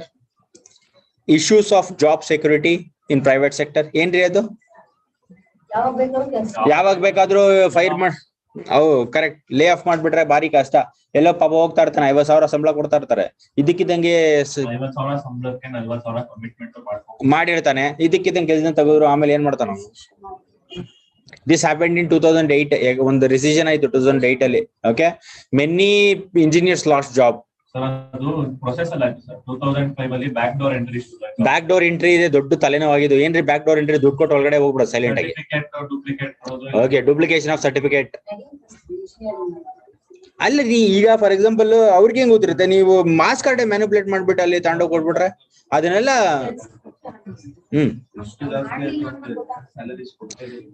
ಮಾಡ್ಲಿಲ್ಲ ಅಂದ್ರೆ micro manage ಆಗಲ್ಲ. ಅವ್ರೆಲ್ಲ ತುಂಬಾ tactful ಇರ್ತಾರ್ರಿ, act ಹೊಡಿತಾರಂಗೆ. ಅವ್ರೇ what she is telling do know, ಅವ್ರೇನ್ ಹೇಳ್ತಾ ಇದಾರೆ ಅಂದ್ರೆ, ಈ ಮಾಸ್ ಕಾರ್ಡ್ ಎಲ್ಲ ಮ್ಯಾನಿಪುಲೇಟ್ ಮಾಡಿ ಒಳಗಡೆ ಹೋಗ್ಬಿಟ್ರು ಅವಾಗೆಲ್ಲ ಬ್ಯಾಕ್ ಡೋರ್ ಎಂಟ್ರಿಲಿ, ಅವ್ರಿಗೆ ಆಮೇಲೆ ಕೆಲಸ ಮಾಡೋದು ಬರುತ್ತೋ ಇಲ್ವೋ ಅಂತ ಕೇಳ್ತಾ ಇದಾರೆ. ಮೈಕ್ರೋ ಮ್ಯಾನೇಜ್ಮೆಂಟ್ ಮಾಡೋದು ಬಾರಿ ಕಷ್ಟ ಆರ್ಗನೈಸೇಷನ್, ಎಲ್ಲಾರ ಮೇಲೂ ನಿಗಾ ಇಡೋದಕ್ಕಾಗಲ್ಲ. ಇಂಥವ್ರು ಏನ್ ಮಾಡ್ತಾರೆ ಅಂದ್ರೆ, ಒಂದ್ ವರ್ಷ ಕೆಲಸ ಮಾಡ್ತಾನೆ, ಗೊತ್ತಾಗ್ಬಿಡುತ್ತೆ ಇವನ ಬಂಡವಾಳ ಸರಿಯಾಗಿ ಮಾಡ್ತಾ ಇಲ್ಲ ಇವನು ಅಂತ, ಅವ್ನು ಬೇರೆ ಕಡೆ ಹೋಗ್ತಾನೆ, ಅಲ್ಲೂ ಒಂದ್ ವರ್ಷ ಮಾಡ್ಕೊಂಡ್ಬಿಟ್ಟು 2 ವರ್ಷ ಎಕ್ಸ್ಪೀರಿಯನ್ಸ್ ತಗೊಂಡ್ಬಿಡ್ತಾನಲ್ಲ, ಆಮೇಲೆ ದಟ್ ಎಕ್ಸ್ಪೀರಿಯನ್ಸ್ ಮೇಲೆ ಆಟ ಆಡೋದಕ್ಕೆ ಸ್ಟಾರ್ಟ್ ಮಾಡ್ತಾನೆ. Are not getting? ಪ್ಲಸ್ ಇನ್ನೊಂದು ಬ್ಯಾಕ್ ಡೋರ್ ಇಂದ ಹೋದವರು ಬೆಂಚ್ ಮೇಲೆ ಕೂತಿದ್ರು ಸ್ಯಾಲರಿ ಕೊಡ್ತಾ ಇದ್ರು. ಬೆಂಚ್ ಅವಾಗೆಲ್ಲ ಏನಿತ್ತು ಅಂದ್ರೆ, they have to show the man power. Any company service oriented company, service oriented company, TCS, Infosys ಇವೆಲ್ಲ ಸರ್ವಿಸ್ ಓರಿಯೆಂಟೆಡ್ ಕಂಪನಿನೇ. They not product oriented. Product oriented ಅಂದ್ರೆ ಬೇರೆ ಅದು. ಓಕೆ, ಸರ್ವಿಸ್ ಓರಿಯೆಂಟೆಡ್ ಕಂಪನಿ ಅವರು ಮ್ಯಾನ್ ಪವರ್ ತೋರಿಸ್ಬೇಕು ಕಂಪನೀಸ್ಗೆ, ಬೇರೆ ಅವ್ರಿಗೆ ಕ್ಲೈಂಟ್ಸ್ಗೆ ಮ್ಯಾನ್ ಪವರ್ ನೋಡಿ ನಮ್ಮ ಹತ್ರ ಇಷ್ಟು ಜನ ಇದಾರೆ, ಯಾವಾಗ ಬೇಕಾದ್ರು ಕೆಲಸ ಮಾಡ್ತಾರೆ ಅಂತ ತೋರಿಸ್ಕೋಬೇಕು ಅವರು. ಅದಕ್ಕೆ ಬೆಂಚಲ್ಲಿ ಕೂರ್ಸೋರು, ರಿಕ್ರೂಟ್ ಮಾಡೋದು ಬೆಂಚಲ್ಲಿ ಕೂರ್ಸೋದು. ಅವ್ರು ಏನ್ ಮಾಡೋರು, ಇಂಟರ್ನೆಟ್ ಅಲ್ಲಿ ಹಾಡ್ ಗೀಡ್ ನೋಡ್ಕೊಂಡು ಗಮನದಲ್ಲಿ ಕೂತಿರೋರು ಬೆಂಚಲ್ಲಿ, ಅದಕ್ಕೂ ಸ್ಯಾಲರಿ ಕೊಡೋರು. ಅವರೆಲ್ಲ ಬಂದು ಹೇಳೋರಲ್ಲ, ನಮ್ಗೆಲ್ಲ ಸುಮ್ನೆ ನಮಗೂ ಕೊಟ್ಟಿದ್ದಾರೆ.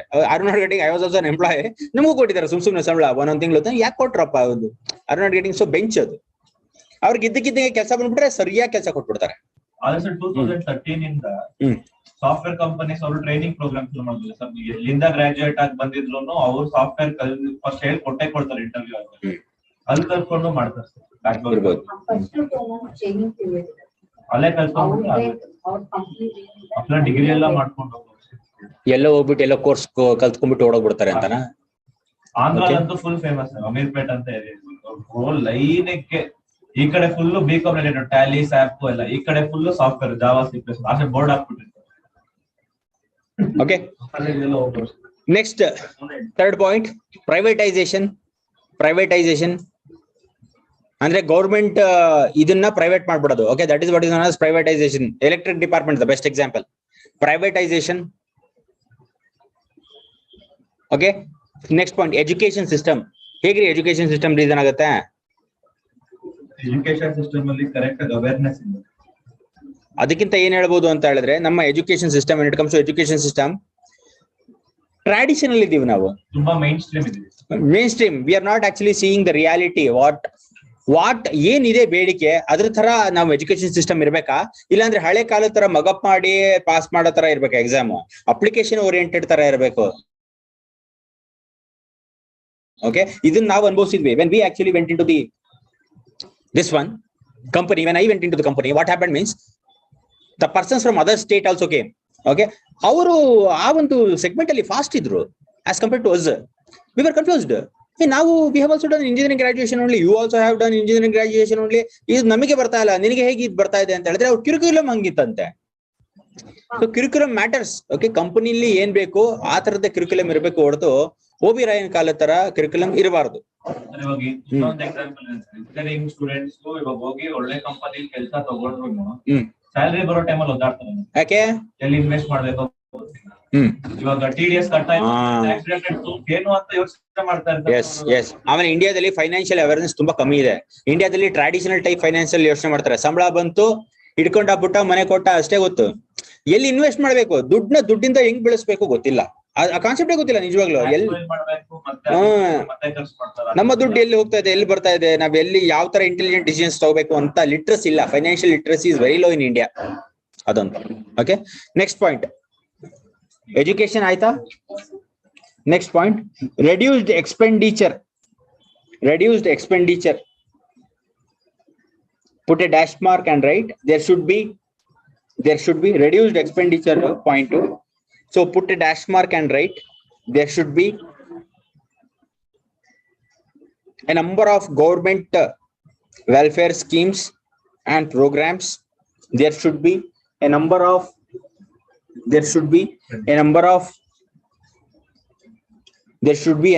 government schemes and programs released by the government. There should be a number of government social welfare schemes. Okay, there should be a number of social welfare schemes and programs released by government.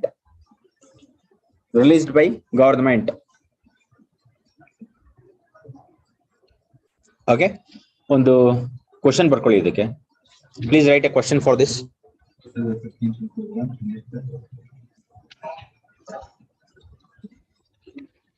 How to tackle the menace of unemployment in India? How to tackle the menace of unemployment in India, especially post-COVID scenario.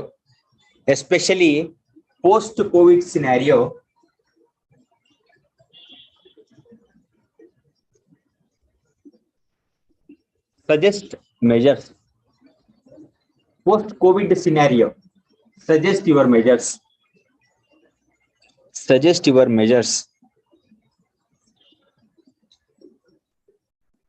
10 marks, 150 words. Suggest your measures. 10 marks, 150 words. 10 marks, 150 words. So, ಇದಕ್ಕೆ ಹೇಗೆ ಬರೀತೀರಾ? What will be the format of answer for this one? ಏನ್ ಬರೀತೀರಾ ಇದಕ್ಕೆ? First data ಬರೀತೀವಿ. What kind of data you will write? You will write the data regarding unemployment in India. Compare ಮಾಡ್ತಿರೋ compare ಮಾಡಲ್ವೋ? ಏನಕ್ಕೆ ಮಾಡ್ಬೇಕು? ಏನಕ್ಕೆ ಅಂದ್ರೆ ಇಲ್ಲಿ ಪೋಸ್ಟ್ ಕೋವಿಡ್ ಅಂತ ಕೇಳ್ತಾ ಇದ್ದಾನೆ. So pre Covid post Covid unemployment rate ಜಾಸ್ತಿನೇ ಇದೆ ಇಂಡಿಯಾದಲ್ಲಿ, ಬಟ್ ಇಲ್ಲಿ ಕೋವಿಡ್ ಅಂತ ಕೇಳ್ತಾ ಇರೋದ್ರಿಂದ we have to actually compare regarding the data of pre Covid and post Covid ಬಗ್ಗೆ ಕಂಪೇರ್ ಮಾಡ್ಬೇಕು ಡೇಟಾ. ಆಮೇಲೆ ಏನ್ ಬರೀತೀರಾ? ಆಮೇಲೆ ಯಾವ ರೀತಿ? Okay, the examples you will write. Okay, the present examples, what is there, how many applications are coming and what kind of posts are there under group C post, and how much less posts are there. ಅದಕ್ಕಿಂತ ಮುಂಚೆ ಮೇಲೆ definitions of what you will write. Unemployment, underemployment, disguised employment, ಅದರ ಬಗ್ಗೆ ಎಲ್ಲ definitions meaning ಬರೀತೀರಾ. ಆಮೇಲೆ which is very relevant ಅಂತ ಬರೀತೀರಾ. What kind of problem India is facing ಅಂತ ಬರೀತೀರಾ. and way forward ಬರೀಬೇಕು. way forward ಏನ್ ಬರೀತೀರಾ? only government spending ಜಾಸ್ತಿ ಮಾಡ್ಬೇಕು ಅಂತ way forward ನಾನು ಬರೀತೀನಿ. I will also write social program should be, there should be that, there should be this anta, but proper practical ಏನ್ ಬರೀತೀರಾ? you have to give your ideas. There should be some awareness programs. Awareness ಯಾವ program? ಯಾವ awareness? Sir, ಅಂದ್ರೆ ಏನು education ಗೆ ಏನು jobs?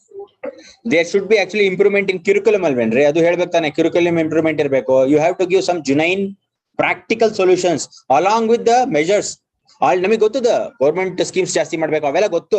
ಅದ್ರ ಜೊತೆ ನಿಮ್ದು ಒಂದ್ ಸ್ವಲ್ಪ ರಿಯಾಲಿಸ್ಟಿಕ್ ಆಗಿ ಸ್ವಲ್ಪ ಏನಾದ್ರು ನಿಮ್ದು ಪಾಯಿಂಟ್ಸ್ ಇರ್ಬೇಕು. Examiner will be seeing your own points also. ಬರೀ ನಿಮ್ದು ಪಾಯಿಂಟ್ ಬರೋದ್ರು ಅದು ಸಾಕಾಗಲ್ಲ. ಏನ್ ಅವಕಾಶ ಮಾಡ್ಕೊಡ್ತೀರಾ? ಎಂಪ್ಲಾಯ್ಮೆಂಟ್ ಇನ್ಕ್ರೀಸ್ ಮಾಡ್ಬೇಕು. ಹೊಸ ಇಂಡಸ್ಟ್ರಿ ಹೊಸ ಸ್ಟಾರ್ಟ್ಅಪ್ ಗೆ ಈಸ್ ಆಫ್ ಬಿಸ್ನೆಸ್ ಸ್ಟಾರ್ಟ್ ಮಾಡಿದಾರೆ ಆಲ್ರೆಡಿ. ಇನ್ನೂ ಸ್ವಲ್ಪ ಚೆನ್ನಾಗಿ ಸ್ಟ್ಯಾಂಡರ್ಡ್ ಹೇಗೆ ಒಟ್ಟಿನಲ್ಲಿ ದುಡ್ಡು ಹೋಗಂಗ್ ಮಾಡ್ಬೇಕು. Regular employment very good. Unemployment benefits ನ ಟೇಕ್ ಕೇರ್ ಮಾಡ್ಬೇಕು. ನೆನ್ನೆ ಮಾಡಿದ್ವಲ್ಲ ಅದು ಆರ್ಟಿಕಲ್, ಅನ್ಎಂಪ್ಲಾಯ್ಮೆಂಟ್ ಬೆನಿಫಿಟ್ಸ್ ಅಂತ ಒಂದು ಕಾನ್ಸೆಪ್ಟ್ ಇದೆಯಲ್ಲ, we have to actually look into that also. ಅದನ್ನ ಬರೀತೀರಾ. So these many points you have to write in a very logical and sequential formats. ಆಮೇಲೆ see in UPSC you listen here, UPSC mains ಅಲ್ಲಿ as well as listen here, ಕೇಳಿಸ್ಕೊಳ್ಳಿ ಇಲ್ಲಿ. So UPSC mains as well as in UPSC interview they are going to check your originality. ಹಂಗಂಗೆ ಬಂದ್ಬಿಡೋದಿಲ್ಲ. So ತುಂಬಾ ಓದಿ ತುಂಬಾ ಆ ತರದ ವಿಷಯ ಸಂಗ್ರಹಣೆ ಮಾಡಿದ್ರೆ ನಿಮ್ದೇ ಒಂದು ಲಾಜಿಕಲ್ ಫಾರ್ಮೆಟ್ ಅಂತ ಒಂದು ಆನ್ಸರ್ಸ್ ಇರುತ್ತೆ. ಆ ತರದೊಂದು ನೋಡ್ತಾ ಇರ್ತಾರೆ. ಅಂದ್ರೆ ನಿಮ್ಮ ಒರಿಜಿನಲ್ ಥಿಂಕಿಂಗ್ ಲೈಟ್ ಆಗಿ ಬರಿಬೇಕು ಆನ್ಸರ್. They expect that. ನೀವು ಹಂಗ ಅನ್ಕೋಬಿಡಿ ನಾವೇನಪ್ಪ ನಮ್ಮ ಒರಿಜಿನಲ್ ಥಿಂಕಿಂಗ್ ಬರೆದ್ರೆ ಮಾರ್ಕ್ಸ್ ಎಲ್ಲಿ ಬರಲ್ವೋ ಅಂತ. ನಿಮ್ಮ ಒರಿಜಿನಲ್ ಥಿಂಕಿಂಗ್ ಹೆಂಗ್ ಬಂದಿರುತ್ತೆ ಅಂದ್ರೆ, your original thinking will come after reading many news papers. ಆ ನ್ಯೂಸ್ ಪೇಪರ್ಸ್ ತುಂಬಾ ಓದಿ ನಿಮ್ದೊಂದು ಥಾಟ್ಸ್ ಪ್ರೋಸೆಸ್ ಇರುತ್ತೆ. ಆ thought process definitely they will actually observe in UPSC mains writing. ಸ್ವಲ್ಪ ನಿಮ್ಮ ಒರಿಜಿನಲ್ ಥಿಂಕಿಂಗು ಬರಿಬೇಕು. ಎಕ್ಸಾಮ್ ಅಲ್ಲಿ ತುಂಬಾ ಬರೆದ್ರೆ ಕಷ್ಟ, ಮಾರ್ಕ್ಸ್ ಹೋಗ್ಬಿಡ್ತವೆ. ಲೈಟ್ ಆಗಿ ಬರಿಬೇಕು ನಿಮ್ಮ original thinking along with what you have studied in books also. Interview ಅಂತೂ ಡೆಫಿನೆಟ್ಲಿ ನಿಮ್ಮ ಒರಿಜಿನಲ್ ಥಿಂಕಿಂಗ್ ನೋಡ್ತಾನೆ. ಓಕೆ, ಆ ತರ ಒರಿಜಿನಲ್ ಥಿಂಕಿಂಗ್ ಬರ್ಬೇಕು ಅಂದ್ರೆ ತುಂಬಾ ನ್ಯೂಸ್ ಪೇಪರ್ ಓದ್ಬೇಕು. ಓಕೆ, ನಿಮ್ಮ ಒಂದು ನಾಲೆಜ್ ಬೇಸ್ ತುಂಬಾ ವೈಡ್ ಆಗಿರ್ಬೇಕು, ಅವಾಗ ಮಾತ್ರ ಒರಿಜಿನಲ್ ಥಿಂಕಿಂಗ್ ಬರೋದಕ್ಕೆ ಚಾನ್ಸ್. ಓಕೆ, ಫಸ್ಟ್ ಕ್ವಶನ್ ಅಲ್ಲಿ ಏನ್ ಬರೀತಾರೆ answer please tell me before winding up.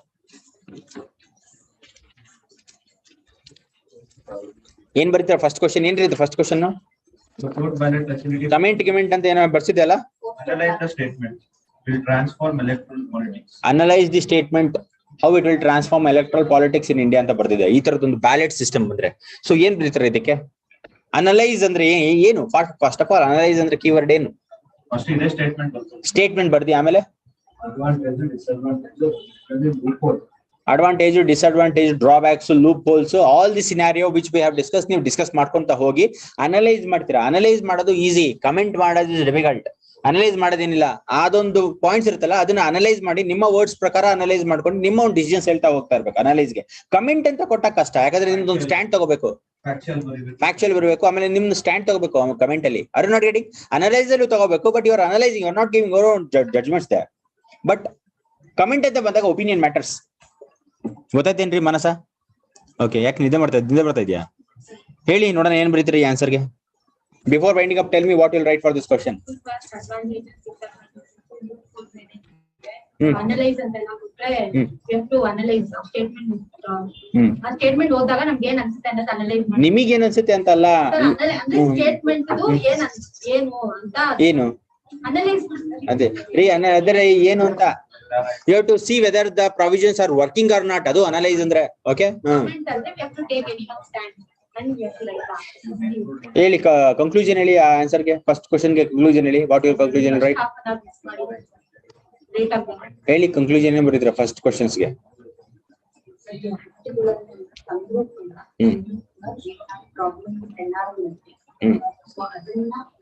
International bodies accept ಮಾಡಿದೆ, ಅದು ಬರಿಬೇಕ್ರಿ ಕನ್ಕ್ಲೂಷನ್. ಅದು ತಾನೇ ಬರ್ಸಿದ್ conclusion. Please tell me the conclusion for first conclusion ಬರ್ಸಿದೀನಿ ನೋಡಿ ಫಸ್ಟ್ ಕ್ವಶನ್ ಗೆ. Please tell me that conclusion. With increasing mobility, postal ballot method has been recognized by international. You have to write that one. It has been recognized by international bodies. Okay. Transition ಆಗಿದೆ with mobility ಆಗಿದೆ. Mobility ಆಮೇಲೆ international community ಇಂದ recognise ಆಗಿದೆ. ಆ points ಜೊತೆಗೆ ನಿಮ್ಮ ಒಂದು words ಅದರಲ್ಲಿ ಇರಬೇಕು. Okay, let's find up the session and continue in the next class. Okay, thanks for watching. ಇದು ಕ್ಲೋಸ್ ಮಾಡಿ.